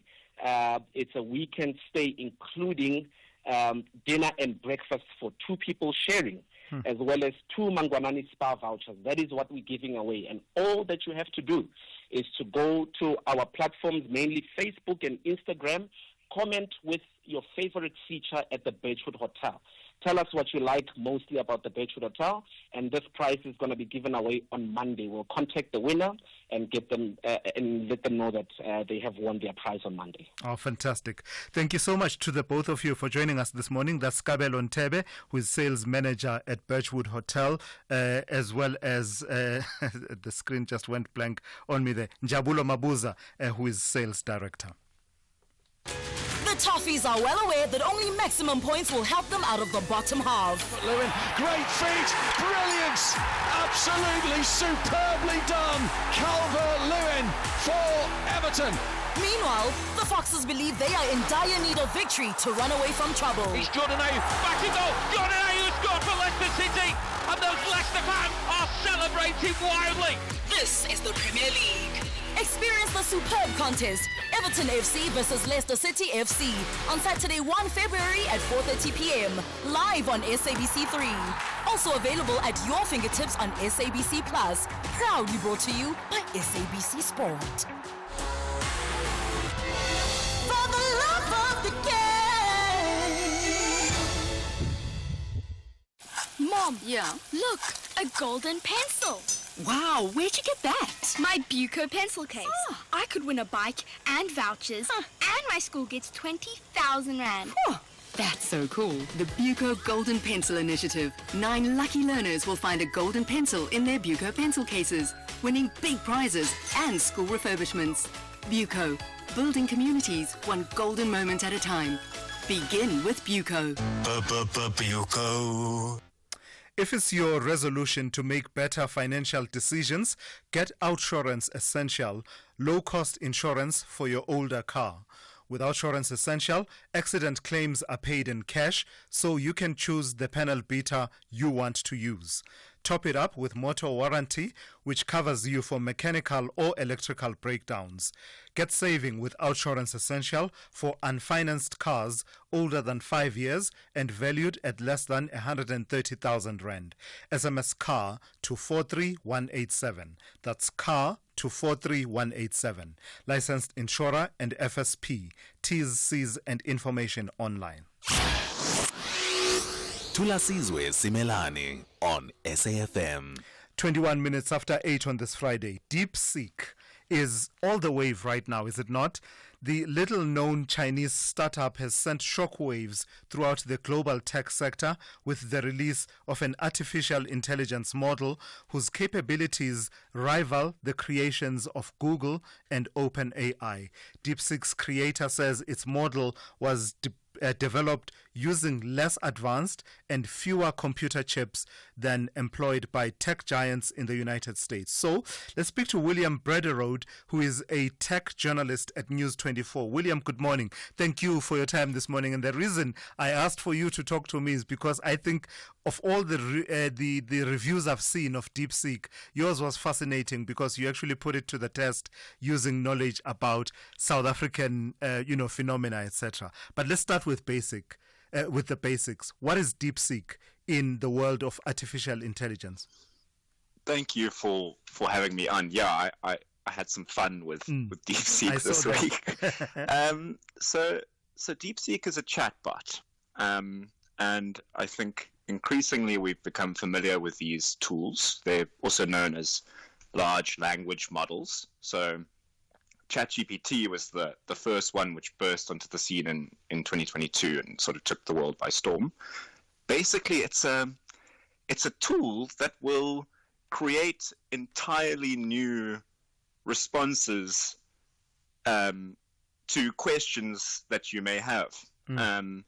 And it's very pioneering, and it's almost like it feels like the second coming of the internet. It's as profound of a new technology.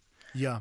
And in fact, there's been a description they described it as the Sputnik of the tech and AI. Exactly. That's a reference to how the Russians overtook the United States in terms of reaching and sending someone into space. So why are people comparing it to ChatGPT and saying that actually it performs just as well, if not better?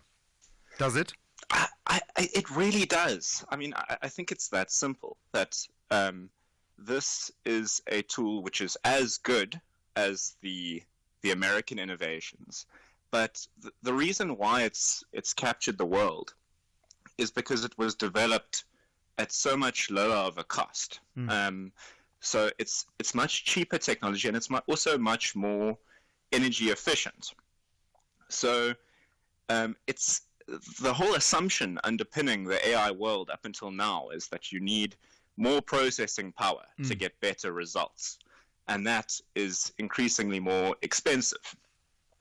DeepSeek came out and has produced as good of a tool at an absolute fraction of the cost. They claim it took $5.5 million to produce DeepSeek.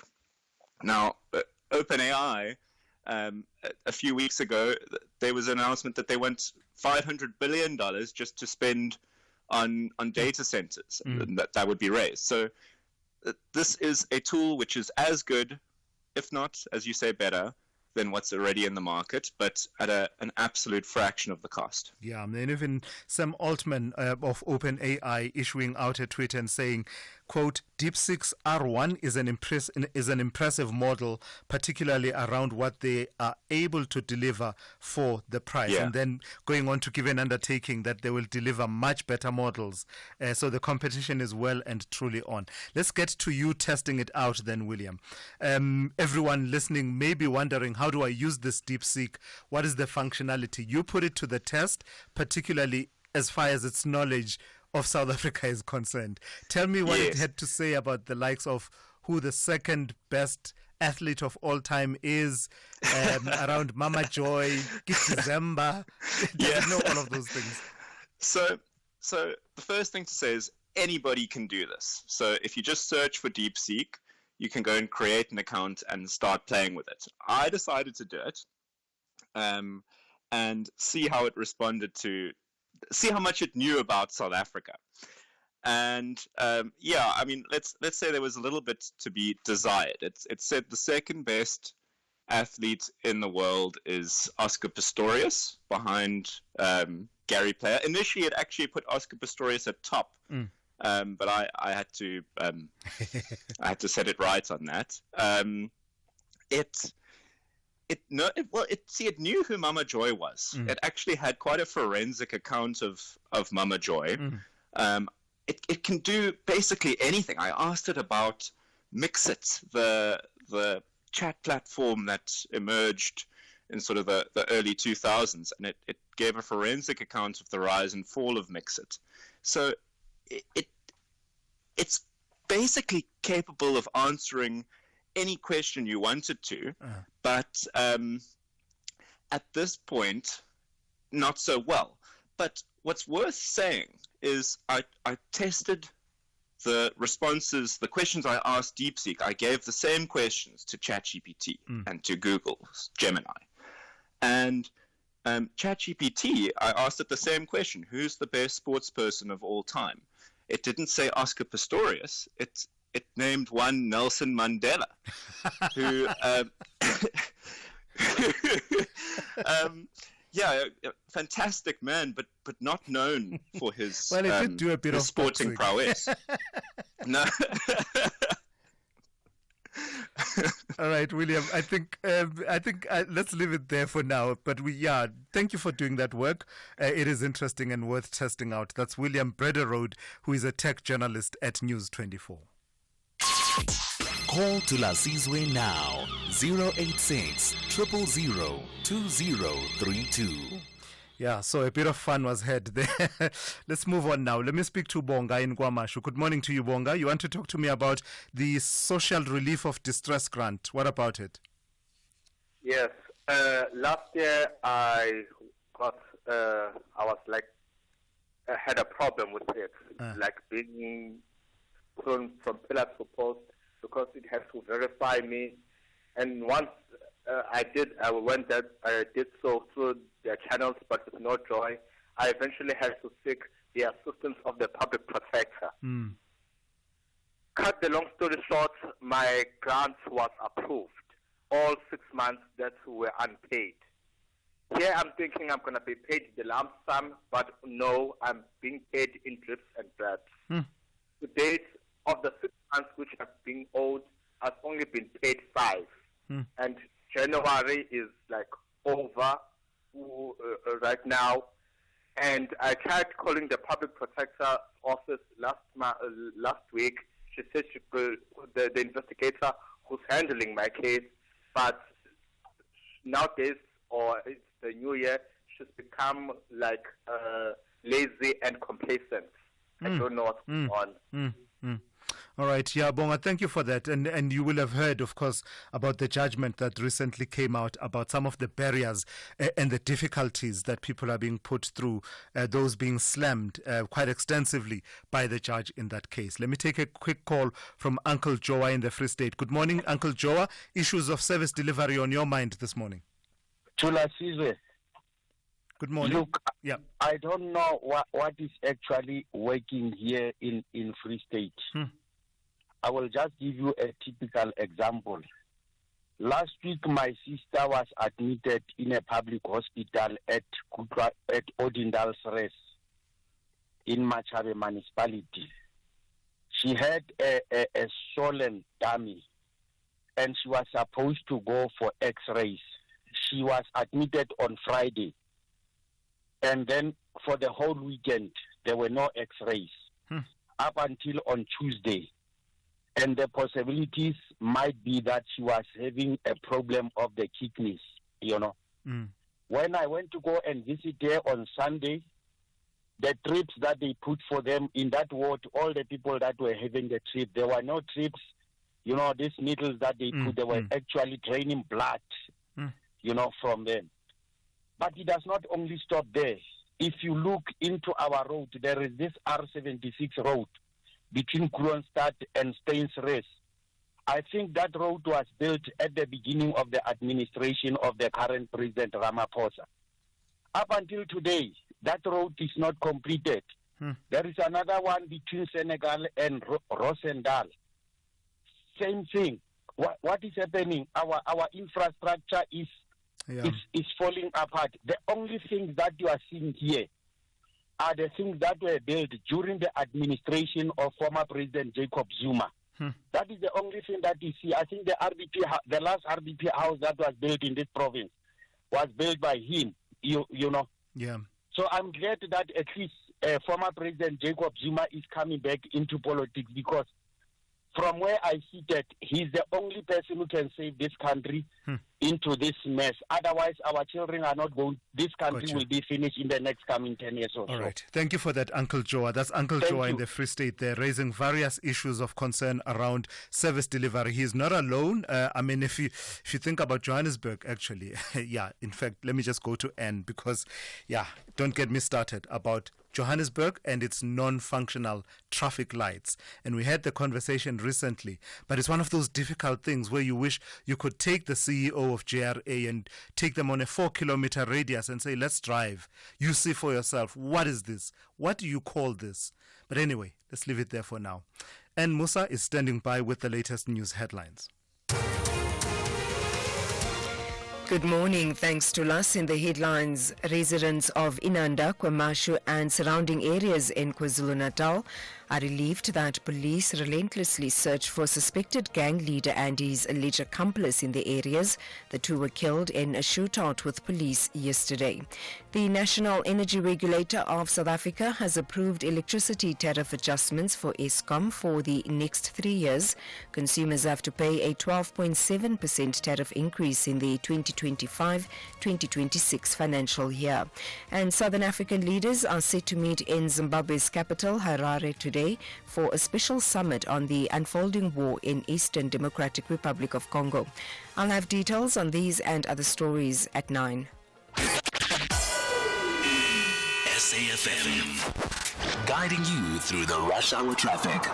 Joburg's highways were starting to ease up. The Mike 1's just got headed. It looks like an issue before the Crown. So the run-in from Gold Reef City, from Omonde area, backlogging pretty heavily. You might want to off-ramp at Omonde, go up through Nasrec or up through Boysons to avoid that. Bit of traffic back into rush hour, just slow on the N1. Old Joburg Road down to about Olifantsfontein Road. Durban up to Pietermaritzburg. We've been giving you all clear for about an hour, but there's just been a multi-vehicle pile-up instead of a breakdown. Cliffdale, same sort of place. So traffic on the way to Pietermaritzburg up through Cliffdale. Starting to backlog again. The M4 around Virginia Airport on your way to Umhlanga, that's still quite slow. And Cape Town, a busy Friday by Friday standards. The N1 inbound, still lots of traffic going very slow from about Plattercliff Road, N1 City Mall through the CBD. Quite heavy on Marine Drive coming into that through Pardon Island. And West Coast Road and Bloberg Road, traffic lights down there. If you're inbound on the West Coast Road towards that Bayside junction, it's slow as well. Rob Byrne, SAFM Traffic. This is SAFM Sport with Zai Khan. So Zai, in the last hour you were highlighting what Rivero had to say ahead of the derby. Yes. This time around you're back with Nasruddin Nabi and what he has to say. And he says there'll be no excuses for his team in terms of how they will perform during the derby. There better be no excuses. Yeah. Absolutely.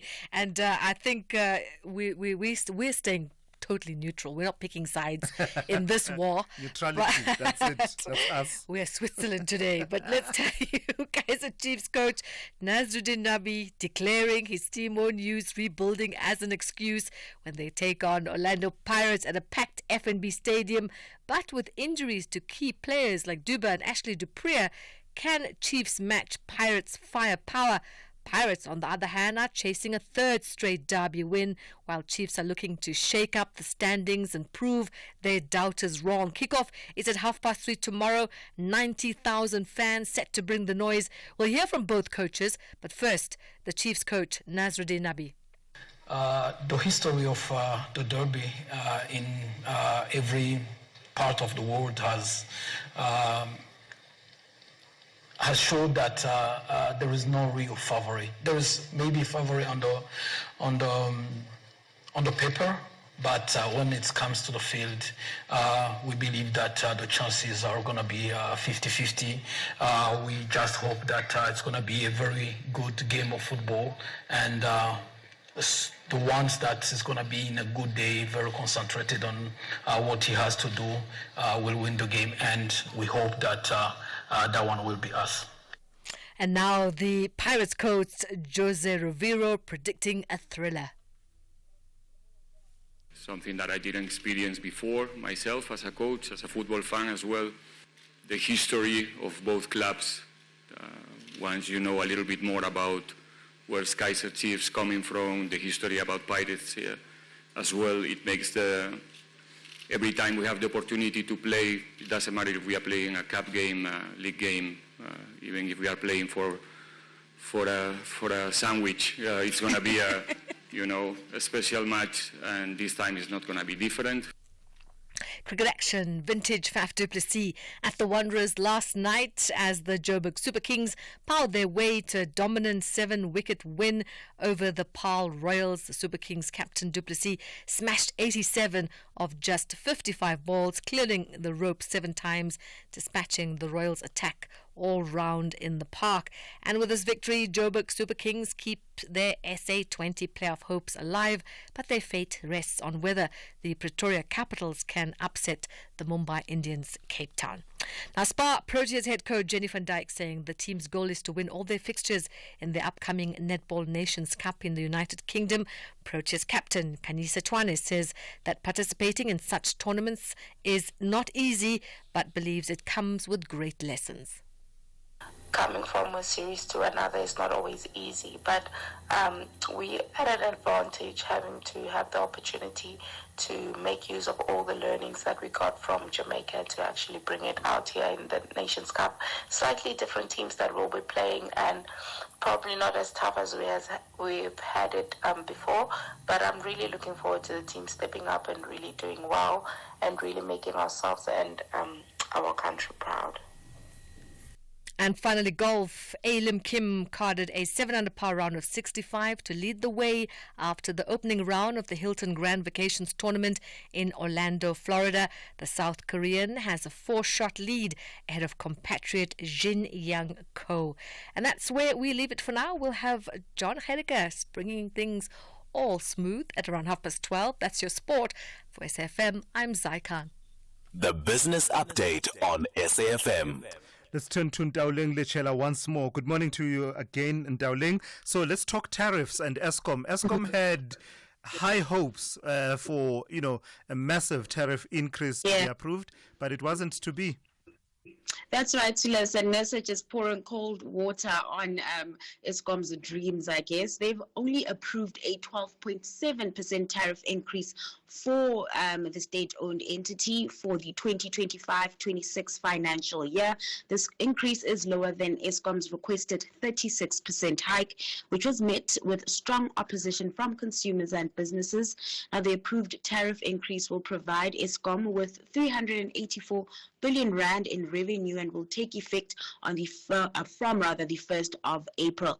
NERSA also approved increases of 11% and 9.1% for the 2026-27 and 2027-28 financial years. NERSA's decision was influenced by concerns about the impact of a large tariff increase on households and businesses. After investigations, they had come to realize that witnesses testified that a 36% increase would force them to choose between electricity and food, while businesses warned of unavoidable retrenchments. Interestingly, Eskom reported a 17.8 billion rand profit for the 6 months ending September 2024, citing seasonal fluctuations and higher revenue from electricity sales. The power utility has struggled with financial sustainability, municipal debt, and aging infrastructure, but has made efforts to recover costs and improve efficiencies. Yeah.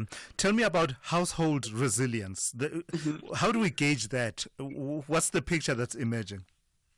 So what happens here is it's a survey by Altron, and what they do is they sort of take a look at how households are paying off their debt and how households are faring when it comes to buying items like food, items like furniture, and they kind of gauge that together and put up a survey. And what they found out is that local households' ability to service debt in particular has improved in the third quarter of 2024.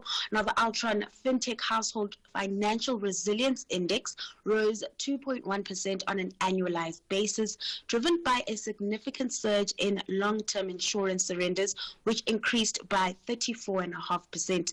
This growth was largely attributed to the two-part withdrawals, which allowed for once-off withdrawals of savings and somewhat provided consumers and households, some households rather, with more income. Now, economist Roelof Botha, who compiles the report, noted that overall trends were positive, with most indicators showing real growth. This includes a 2% year-on-year rise in private sector employment and a 4.2% improvement in civil debt defaults. Additionally, household furniture, equipment, and appliance sales increased by 12% in the 3 months to November, indicating improved consumer confidence. Now, the index uses 20 indicators to assess household financial resilience, including sources of income and asset values. Botha expressed optimism about the economy, stating that 2025 is shaping up to be a year of improvement, and others despite potential interest rate pressure. He also downplayed concerns about global uncertainties, including the U.S. Fed's policies, as well as some of the geopolitical tensions playing out, saying that the average South African is more concerned about domestic issues rather than the global events. All right, Kirsten, eye ahead for us then, and tell us what kind of a trading day we can expect in the markets this Friday. Kicking things off with the JSE, local markets are poised to start the day in positive territory as investors digest monetary policy moves from across the world. The rand, in the meantime, remaining steady, trading around the 18.50 mark to the dollar. Over in the U.S., futures are in the green following yesterday's upbeat finish. And then looking at Asian markets, stocks are on track to close the week off on a good note as major indices trend higher. And this despite concerns around Trump's trade policies and the impact they could have on the region.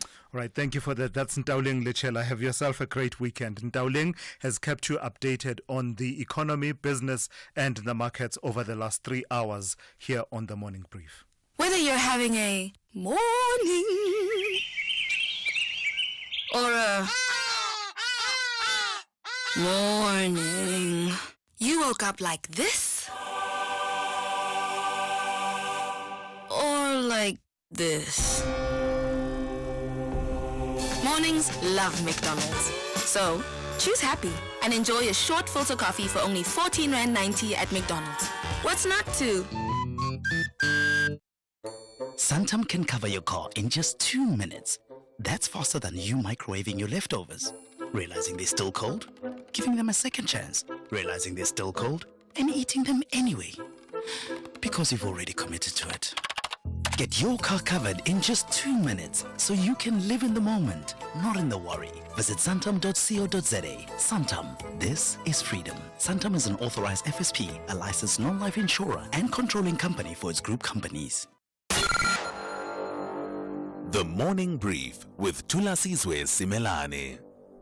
So if you were listening yesterday, we spoke to Koselwa Dyanti, who is an attorney in the Health Rights Program at Section 27. And part of that, we told you that on Thursday, the 16th of January, an article was published by IOL in which Gauteng Health MEC Nomantunkomo Ralihuku was quoted as having said she will ask for permission from parents to have the contraceptive implant administered among girl children of school-going age. And according to that article, the MEC acknowledged the necessity of parental consent, but reportedly said once the parent has signed the consent form, the learner will be required to undergo the implant procedure. So we thought we'd bring in Mutalatale Modiba, who speaks on behalf of the Gauteng Department of Health, the head of communication there, to clarify this once and for all. Mutalatale, obviously this has drawn a lot of reaction, but in your own words, before we get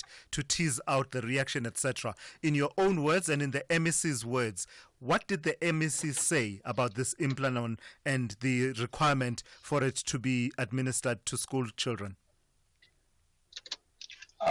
Thank you, Thulas, for this opportunity to, I think, provide context around this particular issue.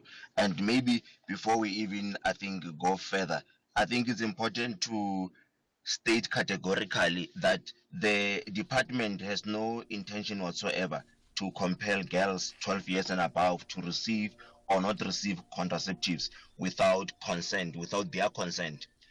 The context in which the MEC was speaking, and she's been very clear in different settings because we've been busy with the Back to School campaign, was that she made an argument that when we've got what we call the integrated school health program that allows us as health working with education and social development to take services to learners at schools. As part of that particular program, at the beginning of every year, parents sign what is called a consent form for immunization to ensure that their children can be immunized for various illnesses and other health services can be received. Now, when they do that, she made the point of saying they should also be aware of available sexual and reproductive health and rights services, such as a range of contraceptives that health makes available for their children, for including your STI prevention and so forth. So the argument was not to say we're going to, simply because a parent has signed the consent form, automatically it means that if a young child is 12 years old, a girl is 12 years old, they cannot consent for themselves. But her point was that it's still important, even though the child can still consent outside of their parents agreeing.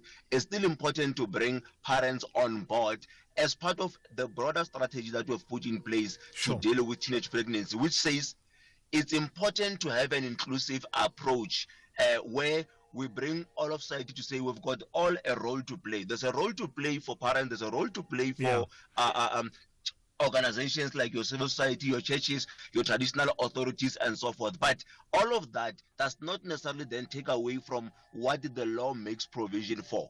But also, if you look at the form itself, the form is very clear.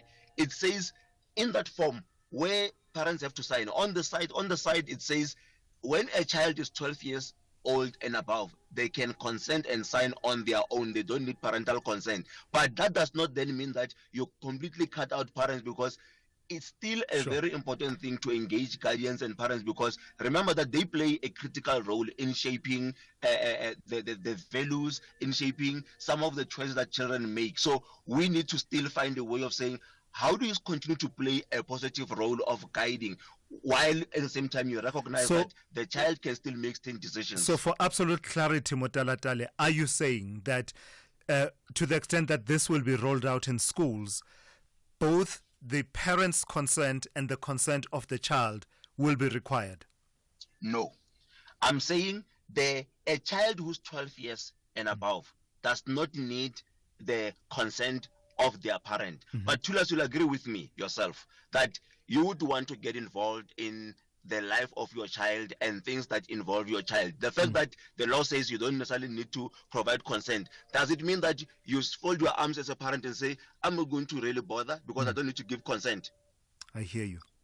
You're going to take an interest and say, sit down with your daughter, have a conversation with your daughter. I think these laws were put in place to ensure that there's no abuse and overbearing, where you find that a child is in an abusive situation and they're actually being forced to do certain things because they're in an abusive situation. But it should not mean that parents then feel that they can no longer have a say or that they've been cut out involvement. Yeah. Lastly, Mutalatale, tell me about why Implanon, and have you weighed up all of the potential impacts and effects of this implant, the longer term effects and the like, and also how do you balance it with other initiatives that are meant to promote sexual health, reproductive health, and ensuring that these children are informed properly? Okay.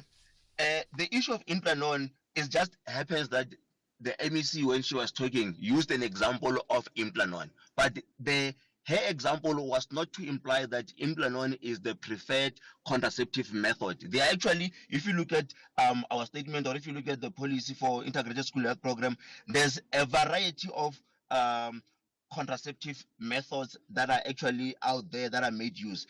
At school, by the way, we don't even administer this at schools. At schools, when a child requires this, they get then referred to a health facility. We've got adolescent youth-friendly services, 300 of them, or we can call them youth zones, where young people can go and be addressed at their level, and they will find healthcare workers that have been trained to handle young people. They will be able to take them through and show them a variety of options, including, by the way, the issue of abstinence, the issue of so it's not just the issue around making use of this invasive type of contraceptives. It just happens that the MEC used it as an example, but it was not really to imply that there's a preference over. There's a variety of options that are available, but I must still emphasize, for young people, we still have to guide them through and emphasize on issues of abstinence, of issues of what are the options. That's why if you look at the teenage pregnancy strategy, it talks to various issues, including issues of societal pressure, to say, how do we navigate young people not to fall into that space and end up making wrong decisions? I've got to leave it there. That's Mutalatale Modiba, who is the Gauteng Department of Health's Head of Communication.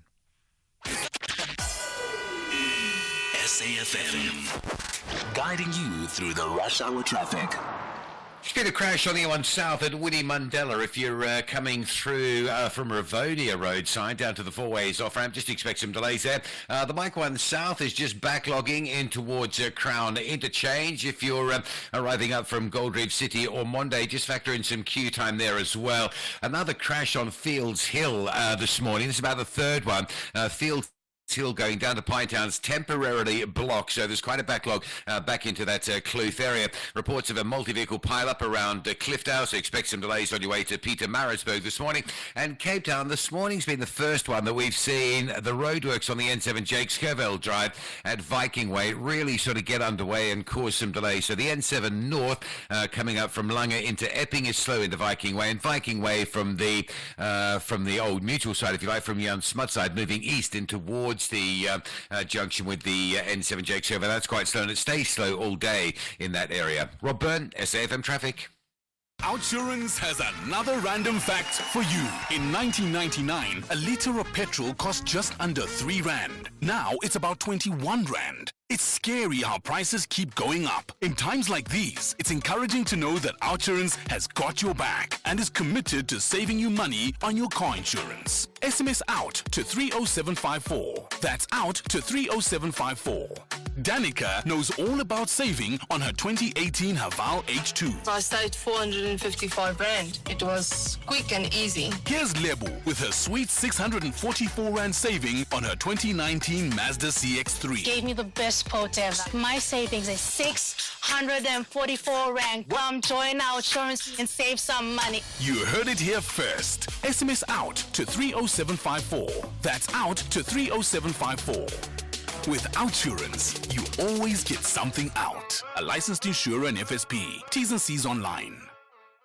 All SASA Gold cards will stop working on the 28th of February 2025. Replace yours today with the new Postbank Black Card at no cost. Join hundreds of thousands of grant beneficiaries already receiving their grants on their new Postbank Black Cards. For your convenience, you can collect your card at multiple locations nationwide. Card replacement points are at selected ShopRite Checkers, Pick n Pay and Boxer stores. To find a location near you, dial *120 *218 *3#.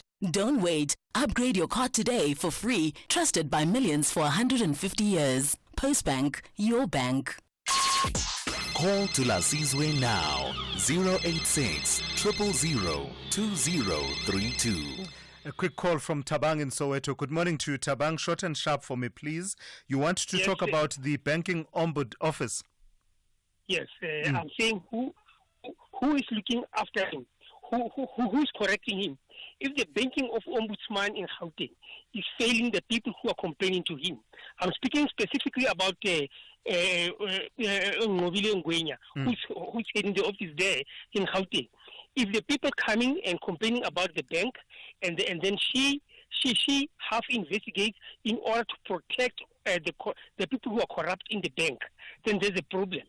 People, we need to have a mechanism of being able to check as to how the ombudsman is working and how she's making money. I can assure you that the ombudsman is having money coming into her coffers by protecting the people who are corrupt in the banks.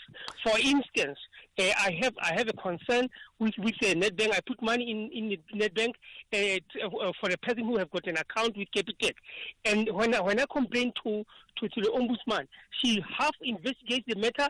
She says I must go back myself to Capitec to complain. And the people in Capitec, they tell me I don't have the authority. It is true, I don't have the authority. Why is the ombudsman not doing her job? Yeah. Yes, Okay. we need to have the mechanism to have the banking ombudsman looked after. So, and if she's failing, she must get away from that seat. She's not doing her job.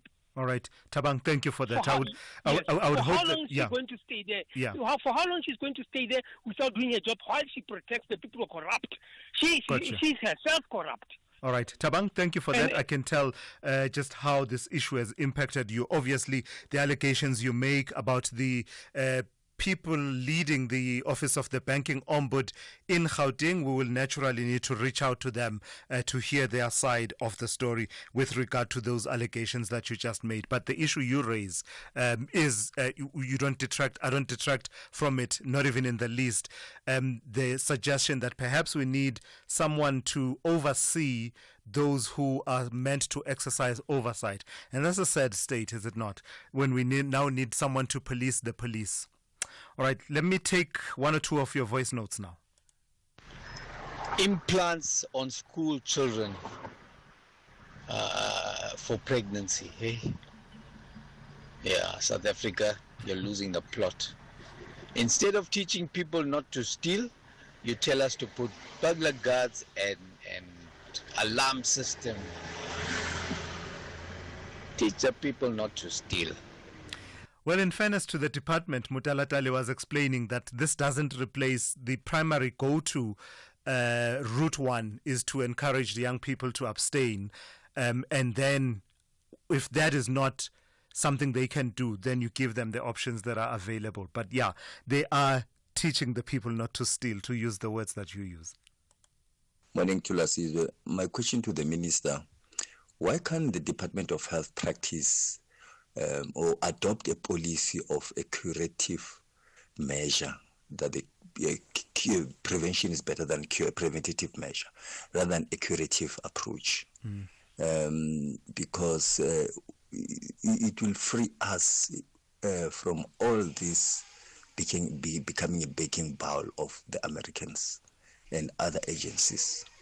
The prevention is better than cure approach measure from Guatemala. Yeah, thank you for that. And it's a similar comment, right? I think there's a bit of everything. There's a bit of preventative approaches to health so that people don't contract diseases, especially lifestyle diseases that end up being a burden on our health system. But you're absolutely right. There needs to be a balance between, treating people once they've fallen ill and ensuring that there's a healthy lifestyle that is promoted in our country and prevention of diseases. Good morning, Thulas. It's Mr. Simelane. Yeah, Thulas, the Congo issue, I don't think we can go to war. Our economy is doing bad and our people here are more or less suffering. So we cannot go into a war. And the ESCOM 12-point-something%. Who got salary increase in the past 5 years, 12-point-something% to us? Nobody. Yeah. Thank you. Bye. Thank you for that, Mr. Simelane. Yeah, it's again that issue of you and I are looking at it from an affordability lens. ESCOM is looking at it from a sustainability lens to say this is what it costs us to produce that electricity. On war, I agree with you. There is absolutely no appetite for war. We'd be setting ourselves back a good decade, if not more. Given the problems we have right now, can we afford to divert our resources to a war? I would say we simply cannot, and I hope we don't get to that point. Well, thank you for listening. That's how we come to the end of today's edition of the Morning Brief. The Talking Point with Kathy Motlatlana is up next here on SAFM after the news. And that's the news for this hour. Theft, accident, and 1 million rand liability cover, all covered by Outsurance Essential. Get a quote today. SMS CAR to 43187.